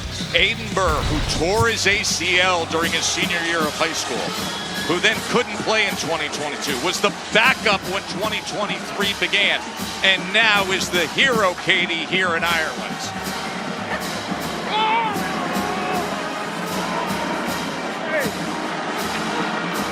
Told you, baby. Aiden, congratulations. Thank you. What a way to start your season. What was going through your mind on that last field goal? I was just saying, lean on God, trust the process. Everybody on the sideline when I missed the first kick, the 52, they were like, you're going to get the game winner. So I was just getting ready for that, preparing for that, and glad it went in. When you think of all that you've overcome, tearing your ACL back in high school, not playing in 2022, being the backup a year ago, how does this feel? Feels great. I mean, dream come true, honestly. The game winner is the best feeling of your life. I know you get a lot of time to sit and watch, and you wait for your moment. What impressed you about the way that your full team played this afternoon? I mean, we just fought for the full 60 minutes. Defense, offense, played hard. And that's what we've been preparing since January 4th, so it was a good game. Congratulations. Thank you. Burr never attempted a game-tying or go-ahead field goal in the fourth quarter of his career. And then he steps up here and does that. Man, you look at this program under Brent Key, they are headed in the right direction. When Paul Johnson left, they only had 14 wins in 4 years, Joe. But they've taken on the attitude and toughness of their head coach. Last year, his first full season as head coach, wins 7 games. They win their first bowl game in 7 years. And today, beating Florida State, Joe, they're now 5-0 against ranked ACC opponents. They play up.